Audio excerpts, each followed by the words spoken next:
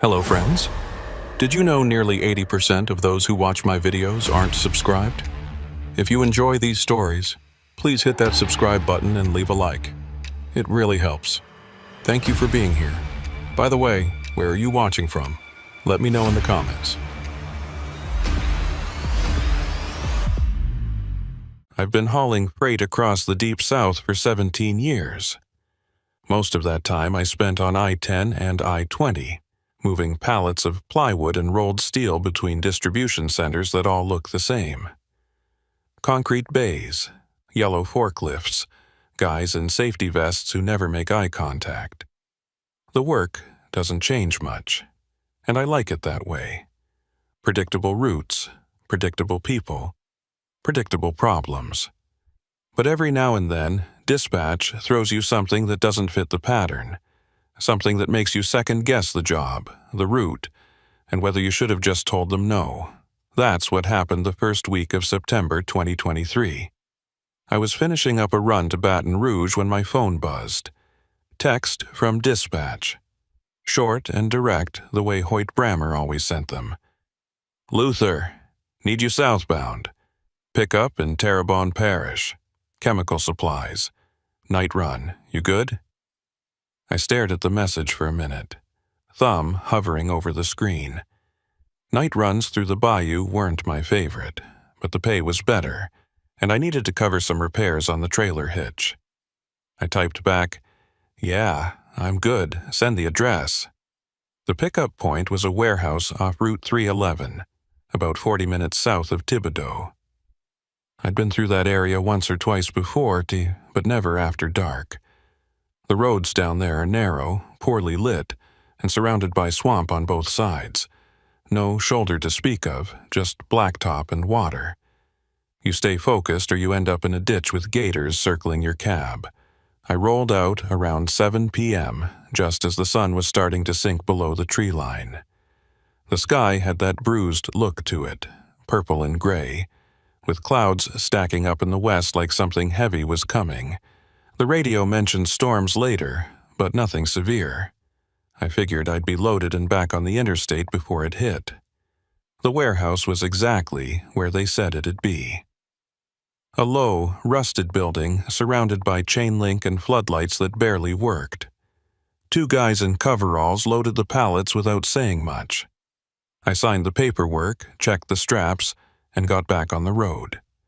The load wasn't especially heavy, maybe 12,000 pounds, but it was chemical-grade material, which meant I had to be careful with the turns.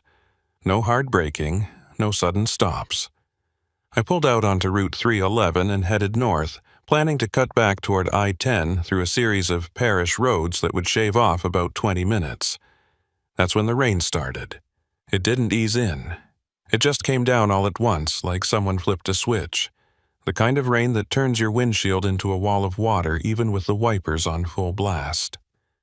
I slowed down to about 35, leaning forward in my seat, trying to see past the hood. The road was slick, reflecting my headlights in long, wavering streaks. I passed a boarded-up gas station, a rusted mailbox leaning into the ditch, and a handmade sign that said Fresh Boudin, nailed to a telephone pole. Then nothing. Just trees and water and the hiss of rain hammering the roof. About 10 miles in, I saw the turnoff for Blackwater Bridge. It wasn't marked on my GPS, but I remembered it from a conversation I'd had with another driver a few months back. He'd mentioned it as a shortcut, a 2-lane bridge that crossed over a wide section of the bayou and cut straight through to Highway 1. I hesitated for a second, then took the turn. The road narrowed almost immediately.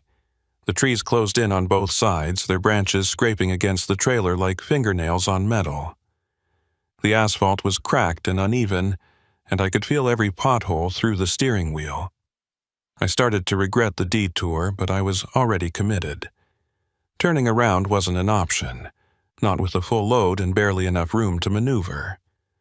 The bridge appeared about a mile later. At first, I almost didn't see it. The rain was so thick it looked like a shadow, a dark smudge against the slightly lighter gray of the sky. Then my headlights caught the metal framework. and I realized what I was looking at. Blackwater Bridge was old. Really old. The kind of structure that should have been replaced decades ago, but somehow still stood because nobody wanted to pay for a new one. It was a narrow span, maybe 30 feet wide, with rusted steel girders rising up on either side like ribs. The surface was wooden planks, not asphalt, and I could see gaps between them where the water below reflected my lights. I stopped the truck about 50 feet short of the entrance and sat there, engine idling, wipers slapping back and forth. Every instinct I had told me to turn around, but the road behind me was just as bad as the road ahead, and I didn't want to spend the next hour trying to back this rig through a flooded ditch. I put it in gear and eased forward, feeling the wooden planks creak and shift under the weight of the truck. The sound was louder than the rain, a deep, groaning noise that seemed to come from the bridge itself, like it was protesting my presence. Halfway across, my headlights caught something up ahead. A car parked sideways across the bridge, blocking both lanes. It was an older sedan, maybe a late 90s Buick, dark green with a dented rear fender. The driver's side door was open, and the interior light was on, casting a pale yellow glow across the wet planks. I hit the brakes and the truck shuddered to a stop. I sat there for a moment, staring at the car, trying to make sense of what I was seeing. The engine was off, no hazard lights, no one standing nearby. Just an empty car in the middle of a bridge, in the middle of a storm, in the middle of nowhere. I grabbed my flashlight from the door pocket and stepped out into the rain. The wind hit me immediately, cold and sharp, carrying the smell of wet wood and stagnant water. I walked toward the car, my boots making hollow thuds on the planks. The rain was so loud I couldn't hear anything else, not the river below, not the wind in the trees, just the endless roar of water hitting metal and wood and mud. I reached the driver's side door and shined the light inside. The seat was soaked. The steering wheel was turned hard to the left, and the keys were still in the ignition. On the passenger seat, I saw a purse, a cell phone, and a pair of glasses folded neatly on top of a folded map. I called out, my voice barely audible over the storm. "Hello? Anyone here?" No answer. I walked around to the other side, checked the back seat. Empty. I looked over the edge of the bridge down into the water below. It was black and fast-moving, churning around the support beams with a violence that made my stomach tighten. If someone had gone into that water, they weren't coming back out. Not alive, anyway. I went back to the car and tried the phone. Dead. The battery icon showed nothing, just a blank screen. I pocketed it anyway, figuring I'd hand it over to someone later, assuming I ever found someone to hand it to. I stood there for a moment, rain dripping off my jacket, trying to decide what to do. The smart move would have been to call the police, but I had no signal. The next smart move would have been to push the car out of the way, but it was in neutral and too heavy to move by hand. That left one option. I had to drive around it. The bridge was narrow, but there was just enough room on the left side to squeeze past if I went slow. I climbed back into the cab, shifted into first gear, and inched forward. My right mirror cleared the car by maybe 6 inches. My left tires were less than a foot from the edge of the bridge, and I could feel the planks shifting under me, bending slightly with each rotation of the wheels. I kept my eyes forward, hands locked on the wheel, breathing through my nose. One wrong move and I'd be over the side, taking 12,000 pounds of chemical supplies with me. I made it past the car and kept going, exhaling hard once I was clear. The rest of the bridge stretched out ahead of me, maybe another 100 feet. I could see the far side now, where the road picked up again and disappeared into the trees. I was almost there. Then I glanced in my rearview mirror, just a quick look to make sure the trailer was tracking straight. That's when I saw it. The car wasn't empty anymore. Someone was sitting in the driver's seat, staring straight ahead, hands on the wheel. A woman, I think, though I couldn't see her face clearly. Just the shape of her, motionless, framed by the dim glow of the interior light. I hit the brakes without thinking. The truck lurched to a stop, and I twisted around in my seat, staring back through the rain-streaked rear window. The car was still there, but the driver's seat was empty again. Just the open door, swinging slightly in the wind. I sat there, breathing hard, my heart pounding in my chest. I told myself it was a trick of the light, a reflection, something my tired brain had conjured up out of shadows and rain. But I didn't believe it. Not really. I put the truck back in gear and got off that bridge as fast as I dared. The moment my tires hit solid ground on the other side, I floored it, not caring about the load or the straps or the rain. I just wanted distance. I drove for another 10 minutes before I found a wide spot in the road and pulled over. I sat there with the engine running, hands shaking, staring at the dashboard. The clock said 9:47 p.m. I'd been on that bridge for less than 10 minutes, but it felt like an hour. I pulled out the phone I'd taken from the car and tried it again. Still dead. I set it on the passenger seat and rubbed my face, trying to think. I needed to report this. The car, the empty seat, the woman I'd seen, or thought I'd seen. But I didn't have a signal, and I didn't know where the nearest police station was. I decided to keep driving, find a town, find someone who could make sense of what I'd just witnessed. I merged back onto the road and headed north, keeping my speed steady, my eyes forward. I didn't look in the rearview mirror again. Not once. About 15 miles up the road, I passed a sign for a town called Greystone. Population 340. I took the exit and followed the main street until I found a gas station with lights on. It was a small place, 2 pumps and a building that looked like it used to be someone's house. I parked the truck off to the side and walked inside. The clerk was an older man, maybe 60, with gray hair and a saint's cap pulled low over his eyes. He looked up when I came in, nodded once, and went back to his magazine. "Excuse me," I said, walking up to the counter. "I need to use a phone. Mine's dead, and I just came from Blackwater Bridge. There's a car out there, abandoned. I think someone might be in trouble." The man looked at me, his expression unreadable. He set the magazine down slowly, folded his hands on the counter, and said, "You crossed Blackwater Bridge tonight?"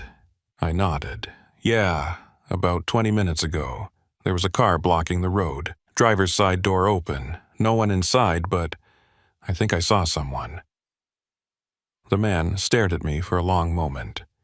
Then he reached under the counter and pulled out an old rotary phone, the kind with a cord that coiled like a spring.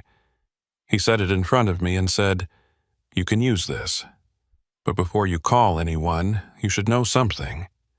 That bridge, it's got a history. People see things out there, things that don't make sense. You're not the first driver to come through here with a story like yours, and you won't be the last." I picked up the phone, my hand hovering over the dial. "What kind of history?" I asked. The man leaned back, crossing his arms. "The kind folks don't like to talk about. You want my advice?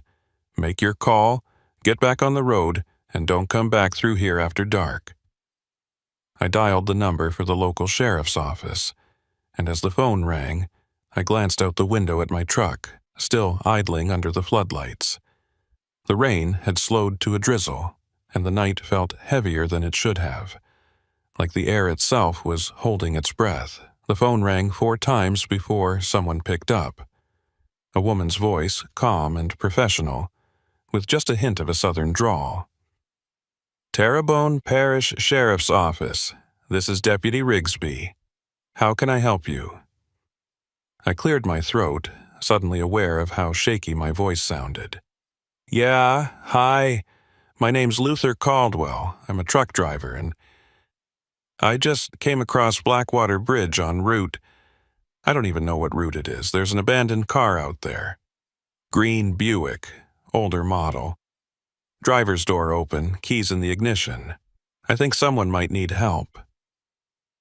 There was a pause on the other end. I could hear papers rustling, maybe a keyboard clicking. "Blackwater Bridge," she repeated, her tone shifting slightly. "You said the car was abandoned.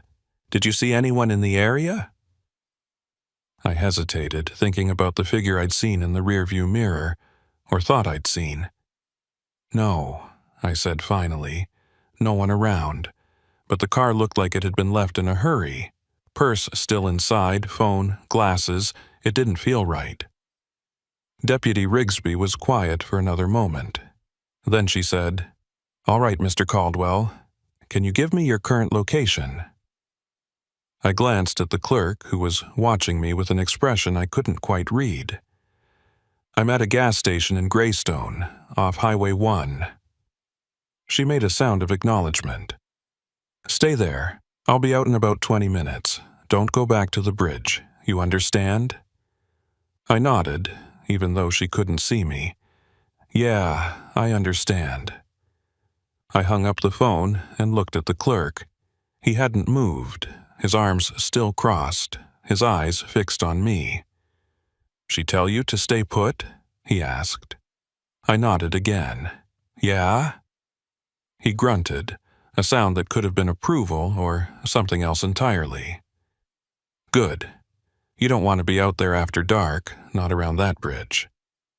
I leaned against the counter, suddenly exhausted. The adrenaline from the last hour was wearing off, leaving me hollow and jittery. "What's the story?" I asked. "With the bridge, I mean. You said people see things. What kind of things?" The clerk looked at me for a long time, like he was deciding how much to say. Finally, he reached under the counter again and pulled out a faded newspaper clipping, yellowed with age and protected by a plastic sleeve. He slid it across the counter toward me. The headline read, "3 Missing After Bridge Incident. Search Continues." The date was August 12, 1987. The article was short, maybe 4 paragraphs, describing how a family of 3, a mother and her 2 daughters, had disappeared after their car was found abandoned on Blackwater Bridge during a severe storm. The vehicle had been discovered by a passing motorist, engine still running, doors locked from the inside. No sign of the occupants. The search had gone on for weeks, involving divers, dogs, and volunteers from 3 parishes. They never found anything. No bodies, no clothing, no trace. It was like they'd vanished into the air. I looked up at the clerk. This was almost 40 years ago. He nodded. "That's right. And since then, people have been seeing things out there. Mostly at night, mostly during storms. Cars that shouldn't be there. Figures standing on the bridge. Lights in the water. Some folks say it's the family, still looking for a way home. Others say it's something else, something that was there long before that bridge was ever built." I slid the clipping back across the counter. "You believe that?" He shrugged. "I believe what I've seen, and I've seen enough to know that bridge isn't a place you want to linger." Before I could respond, headlights swept across the window. A patrol car pulled into the lot, its light bar dark but its engine rumbling low. The clerk nodded toward the door. "That'll be Rigsby. She's good people. Tell her what you saw. She'll take it from there." I walked outside, the rain now reduced to a light mist that hung in the air like a veil. The patrol car's door opened and a woman stepped out. Deputy Maeve Rigsby was younger than I'd expected, maybe early 30s, with dark hair pulled back in a tight ponytail and a no-nonsense expression that reminded me of every competent professional I'd ever worked with. She wore a standard sheriff's uniform, dark green with a badge on the chest and a utility belt that looked like it had seen real use. She walked toward me with the kind of purposeful stride that said she'd done this 100 times before. "Mr. Caldwell?" she asked, extending a hand. I shook it. Her grip was firm, her palm dry despite the humidity. That's me. Thanks for coming out. She nodded, pulling a small notepad from her belt. Tell me what you saw. Start from the beginning. I walked her through it. The storm, the detour, the bridge, the car, the open door, the keys in the ignition, the phone and purse on the seat. I didn't mention the figure I'd seen in the mirror. Not yet. I wanted to see how she reacted to the rest of it first. She took notes, her pen moving quickly across the paper, her expression neutral. When I finished, she looked up at me. And you didn't see anyone? No one walking? No one in the water? Nothing? I hesitated, then decided to go for it. I saw something, I said slowly. In my rearview mirror, after I'd passed the car. Just for a second. Someone sitting in the driver's seat, but when I looked again, the seat was empty. Her pen stopped moving. She looked at me, her eyes sharp. You're sure about that? I nodded. I know how it sounds. But yeah, I'm sure. Or at least I think I'm sure. It was raining hard, visibility was bad. Could have been a shadow, could have been my brain playing tricks. But I saw it. Deputy Rigsby closed her notepad and slipped it back into her belt. All right, she said. I'm going to need you to come with me back to the bridge. I want you to show me exactly where the car was, and I want to take a look around before we call in a tow. You okay with that? I glanced back at my truck, still parked under the lights. What about my rig? She followed my gaze. Leave it here. We'll come back for it. This won't take long. I climbed into the passenger seat of her patrol car, and we headed back toward the bridge. The road was darker now, the storm clouds blocking out what little moonlight there might have been. Deputy Rigsby drove in silence, her eyes on the road, her hands steady on the wheel. After a few minutes, she spoke. You're not the first person to report something strange out here, she said, her tone carefully neutral. That bridge has a reputation. Most of it's just local folklore, people getting spooked by the weather and the isolation. But every now and then, someone sees something that doesn't fit the pattern, something that makes you wonder. I looked at her. You think I'm making this up? She glanced at me, one eyebrow raised. I didn't say that. I'm just saying I've heard stories, and I've learned not to dismiss them outright. We turned onto the narrow road that led to the bridge, and I felt my stomach tighten. The trees closed in around us, their branches forming a tunnel overhead. The patrol car's headlights cut through the mist, illuminating the cracked asphalt and the overgrown shoulders. Then the bridge came into view. The green Buick was still there, parked sideways across the lanes exactly as I'd left it. The driver's door was still open, the interior light still on, though it looked dimmer now, like the battery was starting to die. Deputy Rigsby pulled up behind it and put the car in park. She grabbed a flashlight from the center console and stepped out. I followed, my boots splashing in shallow puddles that had formed on the wooden planks. We approached the car together. Rigsby shined her light inside, sweeping it across the seats, the floor, the dashboard. Everything was exactly as I'd described. Keys in the ignition, purse on the passenger seat, glasses folded neatly on top of the map. She leaned in, checking the glove compartment, the center console, the back seat. Then she stepped back and circled the car, her light tracing the outline of the vehicle. When she reached the rear bumper, she stopped. "Mr. Caldwell," she said, her voice tight. "Come look at this." I walked over, my pulse quickening. She was shining her light at the ground behind the car, at a spot where the wooden planks met the steel framework of the bridge. There, pressed into a thin layer of mud that had accumulated in the gap, was a handprint, small, delicate, clearly feminine, and next to it another one, and another, They led from the car toward the edge of the bridge toward the railing, and then they stopped. Deputy Rigsby crouched down, studying the prints. She pulled out her phone and took several photos, the flash illuminating the scene in stark white bursts. Then she stood and walked to the railing, shining her light down into the water below. I joined her, gripping the cold metal, staring into the blackness. The river was moving fast, churning and hissing against the support beams. If someone had gone over, they were long gone by now. "We need to call this in," Rigsby said, pulling her radio from her belt.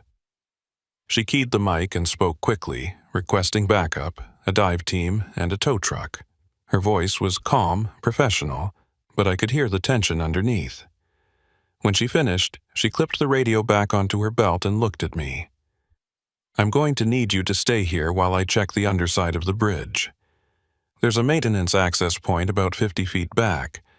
Sometimes people go down there, especially if they're trying to hide or get out of the weather." I nodded, though the idea of staying on that bridge alone made my skin crawl. She walked back toward the patrol car, grabbed a longer flashlight and a coil of rope from the trunk, and headed toward the far end of the bridge. I watched her disappear into the shadows, her light bobbing as she descended. Then I turned back to the Buick, staring at the open door, the empty seat. The interior light flickered once, twice. Then it went out completely, plunging the car into darkness. I stepped closer, my own flashlight raised, and peered inside. The keys were gone. I froze, my breath catching in my throat. I'd seen them there not 5 minutes ago, hanging from the ignition. But now the column was empty. I backed away slowly, my eyes scanning the interior, looking for any sign of movement. Nothing. Just the empty seat, the forgotten purse, the glasses that no one would ever wear again.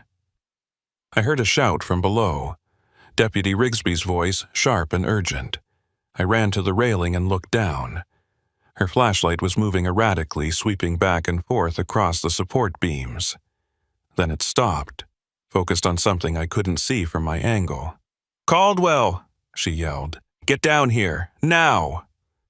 I found the access point, a rusted ladder bolted to the side of the bridge, and climbed down as fast as I dared. The rungs were slick with moisture, and I could feel the bridge swaying slightly in the wind. When I reached the bottom, I found myself standing on a narrow maintenance platform, maybe 3 feet wide, suspended above the churning water.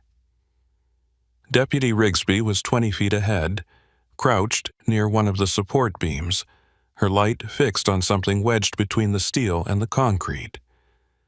I made my way toward her, gripping the railing with one hand, my flashlight with the other. When I got close enough to see what she was looking at, I felt my stomach drop. It was a shoe, a woman's shoe, brown leather, scuffed and waterlogged, with the laces still tied. And inside it, barely visible in the beam of Rigsby's light, was something pale, something that looked like bone.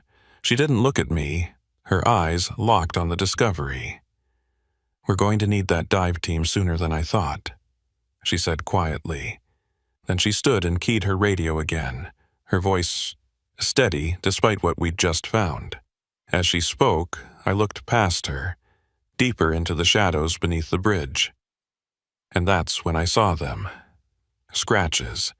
Deep, frantic scratches carved into the concrete support beam, clustered together in groups of 3 and 4. They covered an area about 2 feet wide, too high to have been made by an animal, too deliberate to be accidental. Someone had made those marks. Someone desperate. Someone terrified. I reached out and touched one of the grooves, my fingers tracing the rough edge. It was deep, maybe a 1/4 inch, carved with something hard and sharp. Fingernails, I realized. These were fingernail marks. Deputy Rigsby finished her radio call and stepped beside me, her light joining mine.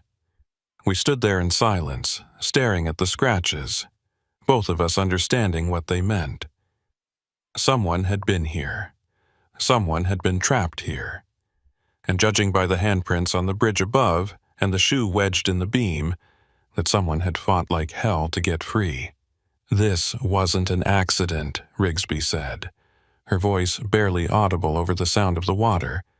"Someone was here, recently." She turned to me, her expression grim. "And I don't think they left on their own." We stayed under that bridge for another 20 minutes waiting for backup to arrive. Deputy Rigsby documented everything with her phone camera while I stood back, trying to process what we'd found. The scratches in the concrete kept drawing my eye. They were so deliberate, so frantic. I'd hauled freight through some rough areas over the years, seen accident scenes, heard stories from other drivers about things they'd witnessed on the road. But this was different.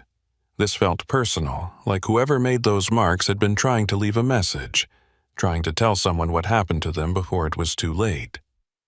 The sound of vehicles pulling up above finally broke the silence. Rigsby climbed back up the ladder first and I followed, my legs shaky from the adrenaline wearing off. When we reached the top, there were 3 more patrol cars parked behind Rigsby's vehicle, their light bars casting red and blue streaks across the wet planks. A handful of deputies were already setting up a perimeter with yellow tape, and someone was taking photos of the Buick from multiple angles. Rigsby walked over to an older man in a sheriff's jacket, speaking to him in a low voice while gesturing toward the edge of the bridge. I stood by the railing, keeping out of the way, watching the organized chaos unfold. One of the deputies approached me, a younger guy with a crew cut and a notepad. He asked me the same questions Rigsby had, and I gave him the same answers, my voice feeling detached from my body. After he finished, he told me I was free to go but that they might need to follow up in the next few days. I nodded, barely hearing him. My mind was still under that bridge, staring at those scratches. Deputy Rigsby found me as I was heading back toward her patrol car. "I'll drive you back to your truck," she said. Her voice was tired now, the professional edge worn down by whatever she'd been discussing with the other officers. We drove in silence for the first few minutes. The rain had stopped completely, leaving the road slick and reflective under the sparse streetlights. Finally, she spoke. "You did the right thing, calling this in. Whatever happened out there, we'll figure it out. But it's going to take time." I looked over at her. "You think someone's still alive? The person who left those scratches?" She kept her eyes on the road, her jaw tight. "I don't know. The shoe we found, it's been in the water for a while. Could be days, could be weeks. We won't know more until the dive team goes down and the coroner takes a look. But those scratches, those handprints, they tell a story. Someone was desperate, someone was fighting." She paused, then added, "And someone might have been watching." That last part hung in the air between us. I wanted to ask what she meant, but I wasn't sure I wanted to hear the answer. We pulled into the gas station lot where my truck was still parked, engine off, lights dark. It looked smaller somehow, less solid than it had before. Rigsby put the car in park and turned to me. "You staying in the area tonight?" I shook my head. "No. I need to get this load to the depot by morning. I'll find a motel up the road, grab a few hours of sleep and finish the run." She reached into her pocket and pulled out a business card, handing it to me. "If you think of anything else, anything at all, call me. Doesn't matter what time." I took the card and slipped it into my wallet.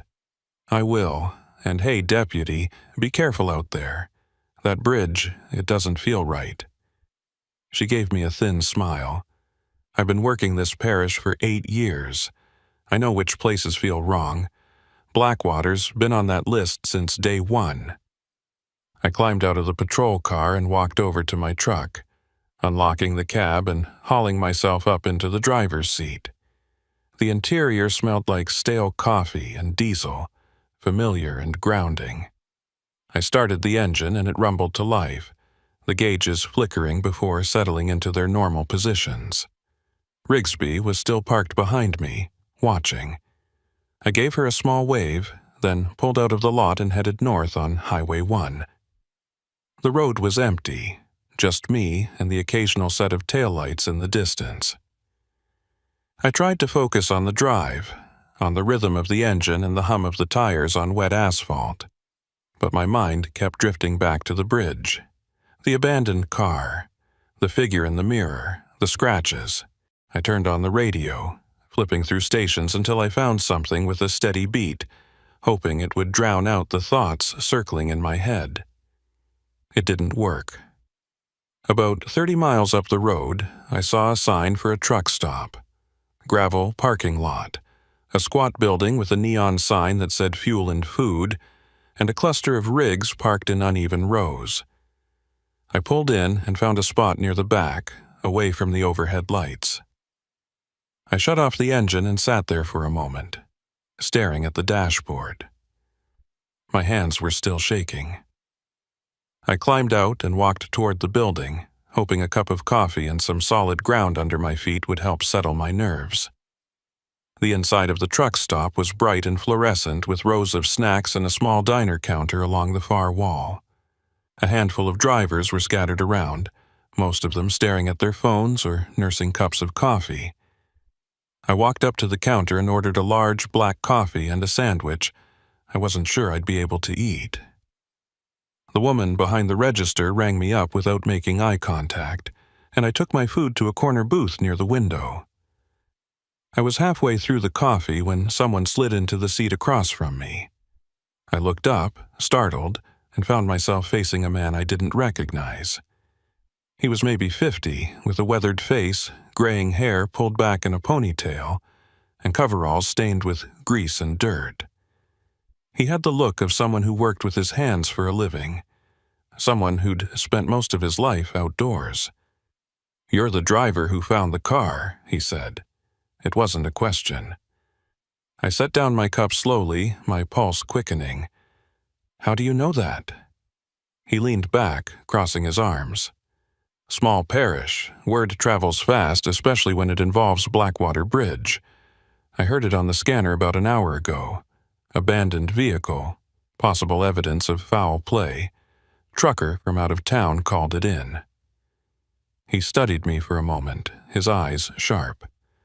"Name's Hoyt Brammer. I run a garage a few miles south of here.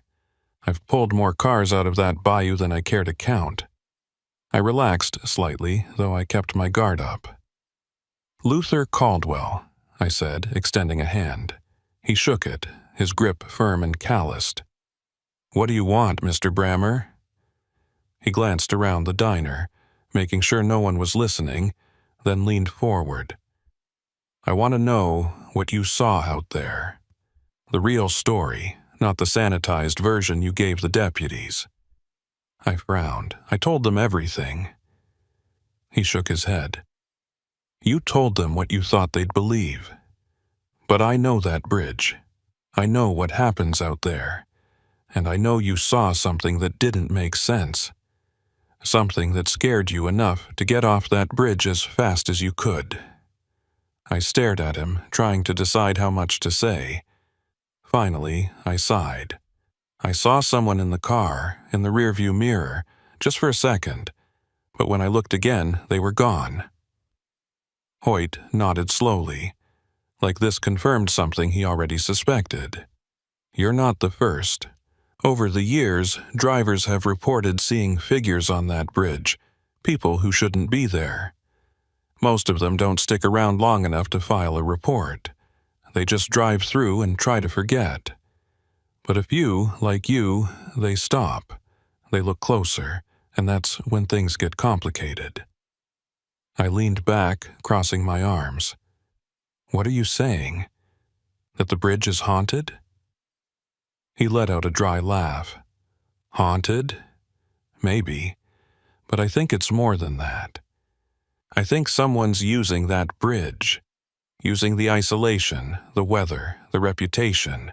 People disappear out there, and everyone assumes it's the bridge, the bayou, the storm. But what if it's not? What if someone's been using that story as cover?" The words hit me like a punch to the gut. I thought about the handprints, the scratches, the shoe wedged in the support beam. You think someone's been killing people out there? Hoyt's expression darkened. I think it's possible, and I think the authorities have been too quick to write it off as accidents or runaways. That bridge has a body count, Luther. It's been adding up for years, but no one wants to admit that there might be a pattern. I felt sick. Why are you telling me this? He looked at me steadily. Because you found something tonight. Something that might finally prove what I've been saying. And because I think you're the kind of person who won't just walk away. He reached into his pocket and pulled out a folded piece of paper, sliding it across the table. This is a list of people who've gone missing near that bridge over the last 20 years. 11 names. Some of them were written off as drownings, some as runaways. One was never officially reported because the family didn't trust the police. I unfolded the paper and scanned the names. They were written in neat handwriting, each one followed by a date and a brief description. Sarah Treadwell, August 1987, age 34. 2 daughters, ages 9 and 12. Vehicle found on bridge, occupants missing. That was the family from the newspaper clipping the gas station clerk had shown me. The list continued, each entry more unsettling than the last. The most recent one was dated April 2023, just 5 months ago. Iris Fontenot, April 2023, age 28. Vehicle found on bridge, driver missing. Presumed drowned. I looked up at Hoyt. You think all of these are connected? He nodded. I do, and I think whoever's responsible has been operating for decades. They know the area, they know when to strike, and they know how to make it look like an accident. I folded the paper and slipped it into my jacket pocket. What do you want me to do with this? Hoyt leaned back, his expression grim. Show it to Deputy Rigsby. She's one of the good ones. She'll listen, and if she doesn't, then at least you tried. He stood up, preparing to leave, then paused. One more thing. If you go back out there, and I'm guessing you will, don't go alone, and don't go at night. That bridge has rules, Luther, and if you break them, you might not make it off. He walked away before I could respond, disappearing through the door and into the parking lot. I sat there for a long time, staring at the list in my pocket, trying to decide what to do next. The smart move would have been to hand it over to Rigsby and let her handle it. But something about Hoyt's words stuck with me. You're the kind of person who won't just walk away. Was I? I'd spent 17 years hauling freight, keeping my head down, staying out of trouble. But tonight had changed something. I'd seen something I couldn't unsee, found something I couldn't ignore. I finished my coffee, left a tip on the table, and walked back out to my truck. The parking lot was quieter now, most of the other drivers already asleep in their cabs. I climbed into mine, locked the doors, and pulled out the business card Rigsby had given me. I stared at it for a moment, then dialed the number. It rang 3 times before she picked up. Rigsby. Her voice was clipped, distracted. Deputy, it's Luther Caldwell. I just talked to someone. A mechanic named Hoyt Brammer.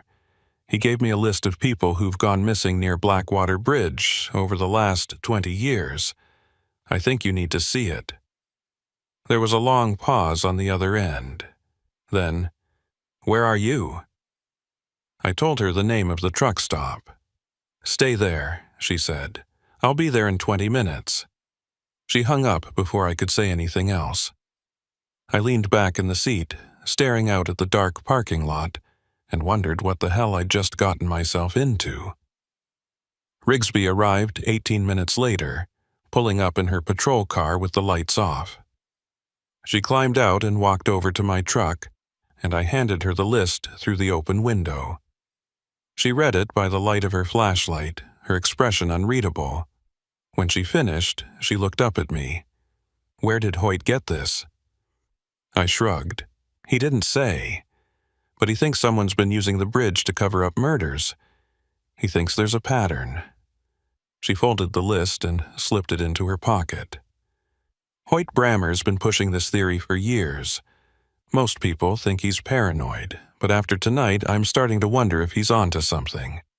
She glanced back toward the road, then at me. Did he say anything else? I thought about his warning. He said not to go back out there alone, and not at night. Rigsby nodded slowly. Good advice. That bridge is going to be an active crime scene for at least the next few days. We'll have officers stationed there around the clock. If someone's been using it, they're not going to be able to now. She paused, then added, but if Hoyt's right, and there is someone out there, they're going to be looking for another place, another opportunity. I felt a chill run down my spine. You think they'll try again? She met my eyes, her expression hard. I think people who do this kind of thing don't just stop, they adapt. And if Blackwater's no longer an option, they'll find somewhere else. She has stepped back from the truck. Get some rest, Luther, and if you think of anything else, call me, any time. I watched her drive away, then sat in the cab for another hour, staring at the ceiling, unable to sleep. My mind kept circling back to the bridge, to the scratches, to the list of names in Rigsby's pocket. 11 people over 20 years. Maybe more that Hoyt hadn't found. And somewhere out there, someone who'd been getting away with it for decades. I finally managed to doze off around 3 a.m., but the sleep was thin and restless, broken by dreams of dark water and scratching sounds that seemed to come from inside the walls of the cab. When I woke up just after dawn, my neck was stiff and my head was pounding. I started the engine, pulled out of the truck stop, and headed north toward the depot. I had a delivery to make, a schedule to keep, but I couldn't shake the feeling that this wasn't over, that whatever had happened on Blackwater Bridge was still unfolding, and I was caught in the middle of it. 2 days later, I was back home in Shreveport when my phone rang. It was Deputy Rigsby. "Luther, we found something," she said, her voice tight. The dive team recovered a body from the river. Female, late 20s, consistent with the description of Iris Fontenot, the woman who went missing in April. I sat down heavily on the couch. Jesus. Rigsby continued. The coroner's preliminary report says she didn't drown. She was already dead when she went into the water. Blunt force trauma to the head. We're calling it a homicide. My stomach twisted. So Hoyt was right. There was a pause. It's looking that way. We're reopening several of the cases on his list, and we've got a few leads we're following up on. But Luther, I need you to be careful. If someone realizes you were the one who found the car, who started all of this, they might come looking for you. I thought about the figure I'd seen in the rearview mirror, the keys that had vanished from the ignition. You think they already know? Rigsby's silence was answer enough. Just keep your doors locked and your phone close. And if you see anything unusual, call me immediately. We're doing everything we can, but this person's been operating for a long time. They're smart, they're careful, and they're not going to go down easy. I hung up and sat in the growing darkness of my living room, staring at the wall. I'd spent 17 years driving through the night, hauling loads across empty highways, never worrying about much beyond weather and deadlines. But now, every shadow seemed heavier, every sound sharper. I kept thinking about those scratches under the bridge, about the desperate, frantic energy they carried. Someone had fought hard to survive, and they'd lost. That night, I couldn't sleep. I kept getting up, checking the locks, looking out the windows. Every car that passed seemed to slow down just a little too much. Every sound in the street made my heart race. Around 2 a.m., I gave up trying to rest and made a pot of coffee. I sat at the kitchen table with my laptop and started searching for information about Blackwater Bridge, about the missing persons cases, about anything that might help me understand what I'd stumbled into. What I found didn't make me feel any better. The bridge had been the site of multiple disappearances going back to the 1970s, maybe earlier. Some of the older cases were barely documented, just names and dates in archived newspaper articles. But the pattern was there. Always at night. Always during bad weather. Always someone traveling alone, and always, the vehicle was found abandoned, keys in the ignition, no sign of the driver. I thought about calling Rigsby, but it was the middle of the night and I didn't have anything new to tell her. Instead, I printed out everything I'd found and added it to the list Hoyt had given me. Then I sat back and stared at the pile of paper on my table, feeling the weight of it. 11 names, maybe more. And somewhere out there, the person responsible was still free, still hunting. 3 weeks passed before I went back to Blackwater Bridge. 3 weeks of sleepless nights, of checking my rearview mirror every few minutes, of jumping at shadows that turned out to be nothing. Deputy Rigsby had called twice during that time, once to update me on the investigation, and once to ask if I'd noticed anything unusual. The first call brought news that the coroner had confirmed Iris Fontenot's death as homicide, and that they were exhuming 2 other bodies from cases on Hoyt's list. The second call was shorter, more cautious. She wanted to know if I'd seen any unfamiliar vehicles near my house, if anyone had approached me, if I'd received any strange phone calls. I told her no, but that wasn't entirely true. Someone had been watching my house. I'd seen the same dark pickup truck parked down the street on 3 separate occasions, always late at night, always with the engine running but no headlights. The first time I noticed it, I convinced myself it was just a neighbor, someone having a cigarette before heading inside. The second time, I wrote down the license plate and called it in to Rigsby. She ran it through the system and told me it came back to a salvage yard in Lafayette, reported stolen 2 months ago. The third time I saw it, I grabbed my tire iron and walked toward it. The truck peeled out before I got within 50 feet, tires screeching as it disappeared around the corner. After that, I started keeping a crowbar under my pillow and my phone on the nightstand, ringer turned all the way up. I stopped taking night runs, started parking in well-lit areas, and avoided any route that took me near Terrebonne Parish. But the fear didn't go away. It settled into my chest like a weight, pressing down every time I climbed into the cab, every time I checked my mirrors, every time the sun started to set. I wasn't sleeping, I wasn't eating right, and I sure as hell wasn't thinking straight. That's probably why I decided to go back. I told myself it was because I wanted to see if the police had found anything new, if there were any updates I hadn't heard about. But the truth was simpler and stupider. I needed to face it. I needed to stand on that bridge again and prove to myself that it was just a place, just wood and steel and concrete. Nothing more. I waited until mid-morning on a Thursday, when the sun was high and the weather was clear. I didn't tell Rigsby I was going. I didn't tell anyone. The drive down felt longer than it should have. Every mile marker seemed to stretch. Every curve in the road felt sharper. I kept the radio off, preferring the silence to the chatter of DJs and commercials. My hands were tight on the wheel, my jaw clenched. I passed the gas station where I'd met the clerk with the newspaper clipping, and I slowed down, considering stopping. But I didn't. I kept driving, following the narrow road that led to the bridge. When I reached the turnoff, I saw that the access road had been blocked with orange cones and a wooden sawhorse. A laminated sign zip-tied to the sawhorse read, "Road closed. Active investigation. No unauthorized access." I pulled over onto the shoulder and shut off the engine. For a moment, I just sat there, staring at the sign. Then I grabbed my flashlight from the door pocket, climbed out, and walked around the barricade.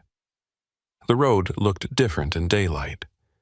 Less threatening, but somehow more desolate. The trees were still dense, their branches forming a canopy overhead, but without the rain and the darkness, I could see the details I'd missed before. The deep ruts in the asphalt, the way the road tilted slightly to the right, like it had been settling unevenly for years. The tire tracks that crisscrossed the dirt shoulders, some fresh, some old and overgrown with weeds. I walked slowly, listening to the sound of my boots on the cracked pavement, the distant call of birds somewhere in the swamp. The bridge came into view after about 10 minutes of walking. In daylight, it looked even worse than I remembered. The wooden planks were warped and rotted in places, gaps between them wide enough to see the water below. The steel girders were covered in rust, streaked with orange and brown like old blood. The railing was bent in several spots, and one section near the far end had collapsed entirely, leaving a jagged opening where someone could easily fall through. I stopped at the entrance, staring at the place where the green Buick had been parked. The car was gone now, towed away by the police, but I could still see the faint outline where its tires had rested, pressed into the thin layer of silt that had accumulated on the planks. I stepped onto the bridge, feeling it shift slightly under my weight. The wood creaked, a sound that made my stomach tighten. I walked slowly toward the center, where I'd seen the handprints leading toward the railing. They were gone now, washed away by rain or obscured by foot traffic from the investigators. But I knew where they'd been. I stopped at the spot and looked down into the water. It was clearer in the daylight, moving fast, but not churning the way it had during the storm. I could see the support beams below, covered in algae and debris, and the narrow maintenance platform where Rigsby and I had found the shoe. I thought about climbing down, retracing the steps we'd taken that night, but something stopped me. A feeling. The same feeling I'd had when I first crossed this bridge, the sense that I was being watched. I turned slowly, scanning the trees on both sides of the road, the shadows between the trunks, the dense undergrowth that lined the banks. Nothing moved. No birds, no wind, no sound except the water below. It was too quiet, unnaturally quiet. I started walking again, heading toward the far end of the bridge. My boots echoed on the planks, each step sounding louder than it should have. I was halfway across when I saw it. A piece of fabric, snagged on one of the rusted bolts that held the railing together. It was small, maybe 2 inches square, pale blue and torn along one edge. I crouched down and examined it without touching it. It looked like it had come from a shirt or a blouse, the kind of lightweight material someone might wear in summer. I pulled out my phone and took a picture, then stood and kept walking. At the far end of the bridge, where the road continued into the trees, I found something else. Tire tracks, fresh ones, cutting through the mud and gravel. They were wide, consistent with a truck or a large SUV, and they led off the main road onto a narrow path that I hadn't noticed before. The path was overgrown, barely visible, but the tracks were clear. Someone had driven through here recently, within the last few days. I followed the tracks for about 50 feet, pushing through low-hanging branches and thorny bushes, until the path opened up into a small clearing. The clearing was maybe 20 feet across, surrounded by dense trees and thick underbrush. In the center, there was a fire pit. Blackened stones arranged in a circle with ash and charred wood in the middle. Around the pit, I saw beer cans, cigarette butts, and a few pieces of trash, fast food wrappers and empty plastic bottles. It looked like a place where people came to drink, to party, to get away from the main road. But something about it felt wrong. The fire pit was too clean, too deliberately arranged, and the trash, it was all concentrated in one area, like someone had swept it into a pile. I walked closer, my flashlight raised even though it was daylight. That's when I saw the cooler. It was tucked under a low bush near the edge of the clearing. A white styrofoam cooler with a cracked lid. I crouched down and opened it. Inside, there were 3 bottles of water, a roll of duct tape, a coil of nylon rope, and a pair of work gloves. My blood ran cold. I pulled out my phone and dialed Rigsby's number. She answered on the second ring. "Luther, what's wrong?" Her voice was sharp, alert. I kept my voice low, even though I was pretty sure I was alone. I'm at Blackwater Bridge. On the far side, past the main span. I found a clearing with a fire pit, and there's a cooler here with rope, duct tape, and gloves.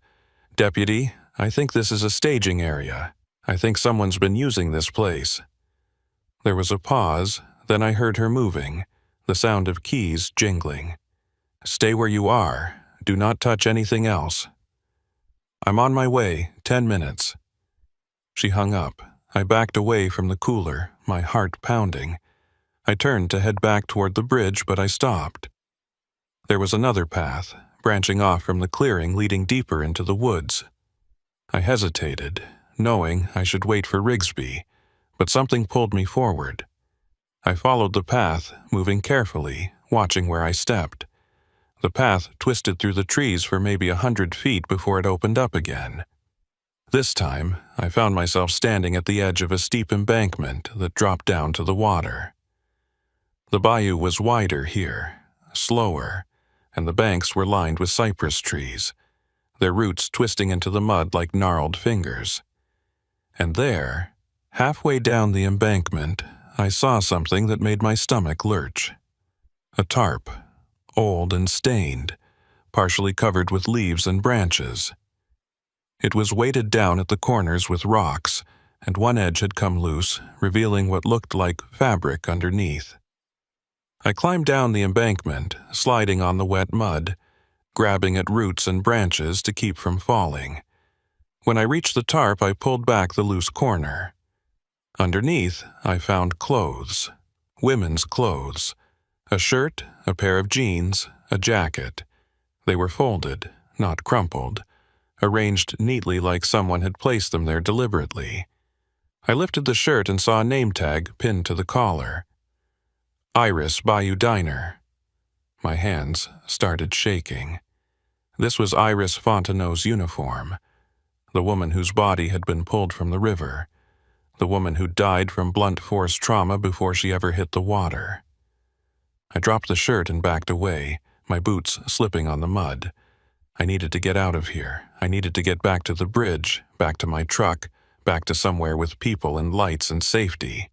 I turned and started climbing back up the embankment, pulling myself up hand over hand. I was almost at the top when I heard it. The sound of an engine. Close. Too close. I hauled myself over the edge and looked back toward the clearing. A dark pickup truck had pulled in, the same one I'd seen outside my house. The engine was idling, but no one got out. I could see the silhouette of the driver through the windshield, but the glare of the sun made it impossible to make out any features. I froze, my mind racing. I was trapped. The only way back to the bridge was through the clearing, and the truck was blocking the path. I could try to go around through the woods, but the undergrowth was too dense, and I'd make too much noise. The driver's side door opened. A man stepped out. He was tall, maybe 6'2", with a solid build and a face I couldn't quite see under the brim of a baseball cap. He was wearing jeans, work boots, and a dark jacket. He didn't say anything. He just stood there, staring in my direction. Then he reached back into the truck and pulled something out. A tire iron, long, heavy, with a curved end that gleamed dully in the sunlight. I ran. I didn't think, didn't plan, just turned and bolted into the trees. Branches whipped at my face, roots grabbed at my boots. I could hear him behind me, crashing through the underbrush, his breathing heavy and steady. I ran toward the sound of the water, hoping I could lose him in the dense vegetation near the bayou. But the ground was uneven, full of hidden ditches and fallen logs, and I was slowing down, my lungs burning, my legs shaking. I broke through the tree line and found myself back at the bridge, but on the wrong side, the side I'd started from. I could see my truck parked on the shoulder, maybe 200 feet away. I sprinted toward it, fumbling in my pocket for the keys. I heard the man behind me, closer now, his boots pounding on the asphalt. I reached the truck and yanked the door open, throwing myself inside and slamming the locks. I jammed the key into the ignition and turned it. The engine roared to life. The man reached the truck just as I threw it into drive. He swung the tire iron at the driver's side window, and the glass exploded, showering me with fragments. I floored the gas and the truck lurched forward, tires spinning on the gravel. The man stumbled back, and I saw his face clearly for the first time. It was weathered, lined with age, but I didn't recognize him. He wasn't anyone I'd seen before, just a stranger with cold eyes and a weapon in his hand. I drove as fast as I dared, not caring about the cones or the sawhorse, just needing to get away. In my rearview mirror, I saw him standing in the middle of the road, watching me go. He didn't chase me. He didn't need to. He knew where I lived. He'd already been to my house. He could find me whenever he wanted. I made it back to Highway 1 and pulled into the first gas station I saw. My hands were shaking so badly I could barely hold the phone. I called Rigsby, and this time I didn't wait for her to speak. He was there, the guy from the truck. He came after me. He had a tire iron and he knows who I am. Deputy, he's been to my house. He knows where I live. Rigsby's voice was calm, but I could hear the tension underneath. "Where are you now?" I told her. "Stay there. Stay in a public place.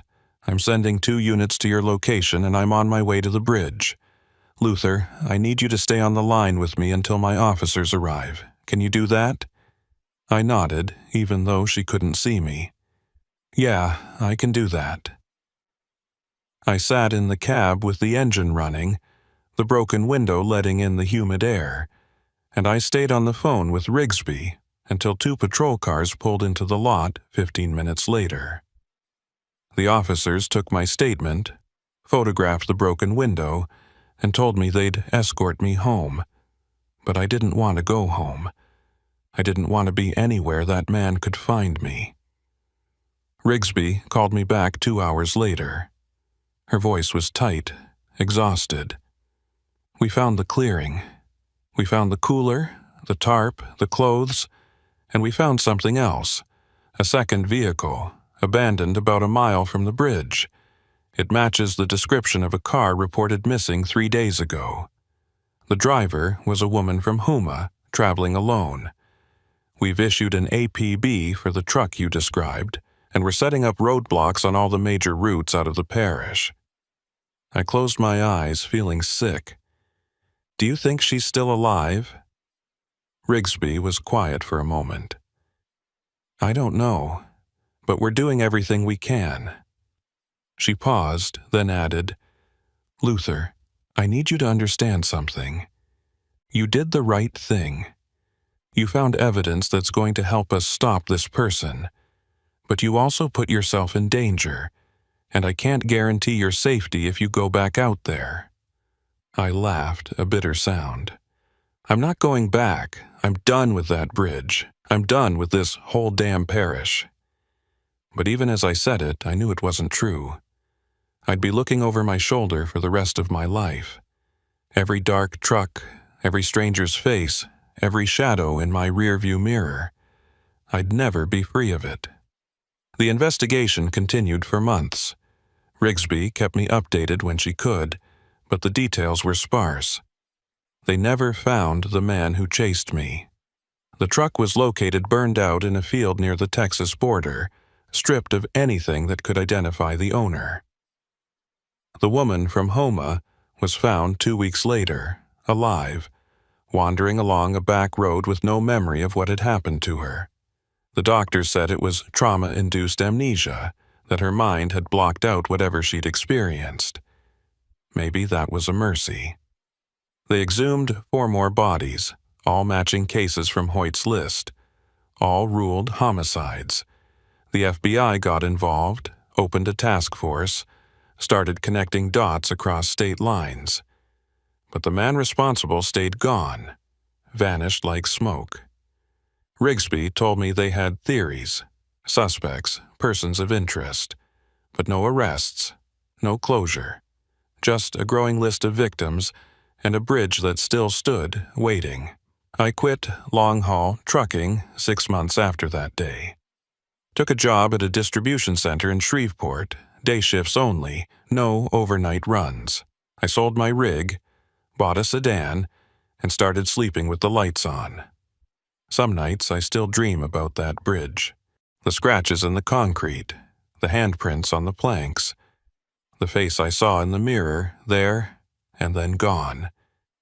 And sometimes in those dreams I'm back under the bridge, staring at those desperate claw marks, and I realize they're not old. They're fresh, and they're mine.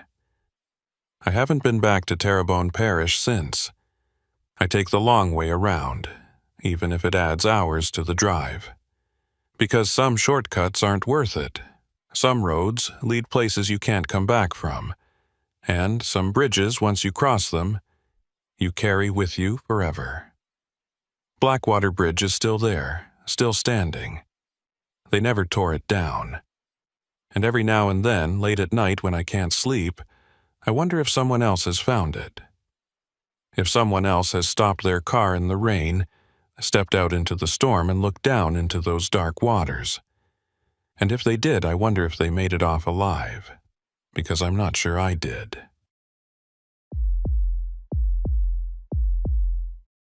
I've been hauling freight through Appalachia for 12 years, and in that time I've learned that the mountains don't forgive mistakes. You miss a turn, you're adding 2 hours to your route. You push your rig too hard on a grade, you're looking at brake failure and a runaway truck ramp if you're lucky. And if you're not lucky, you're looking at a memorial cross on the side of the road with plastic flowers that someone changes out twice a year. The terrain up here demands respect, and the weather demands even more. I've driven through ice storms that turned I-64 into a skating rink.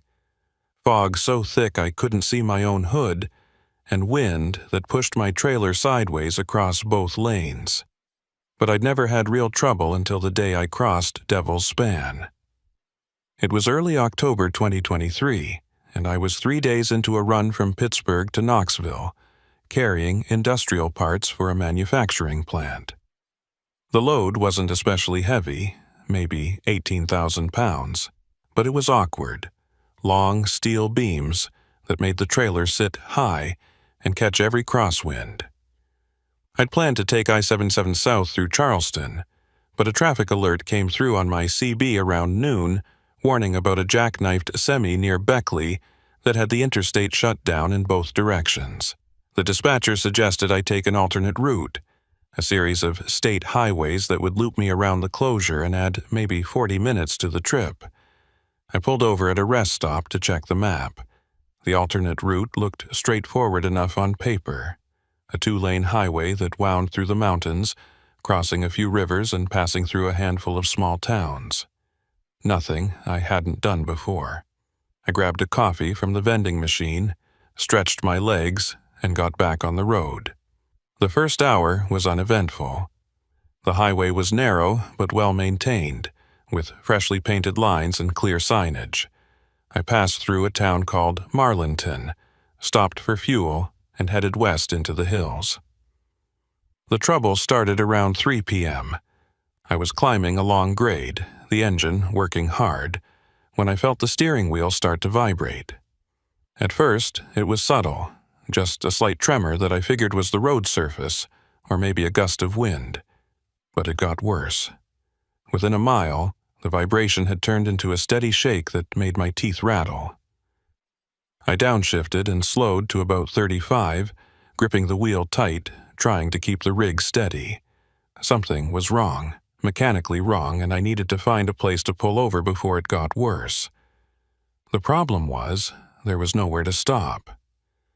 The road had narrowed to barely 2 lanes, with a steep embankment on the right and a sheer drop on the left.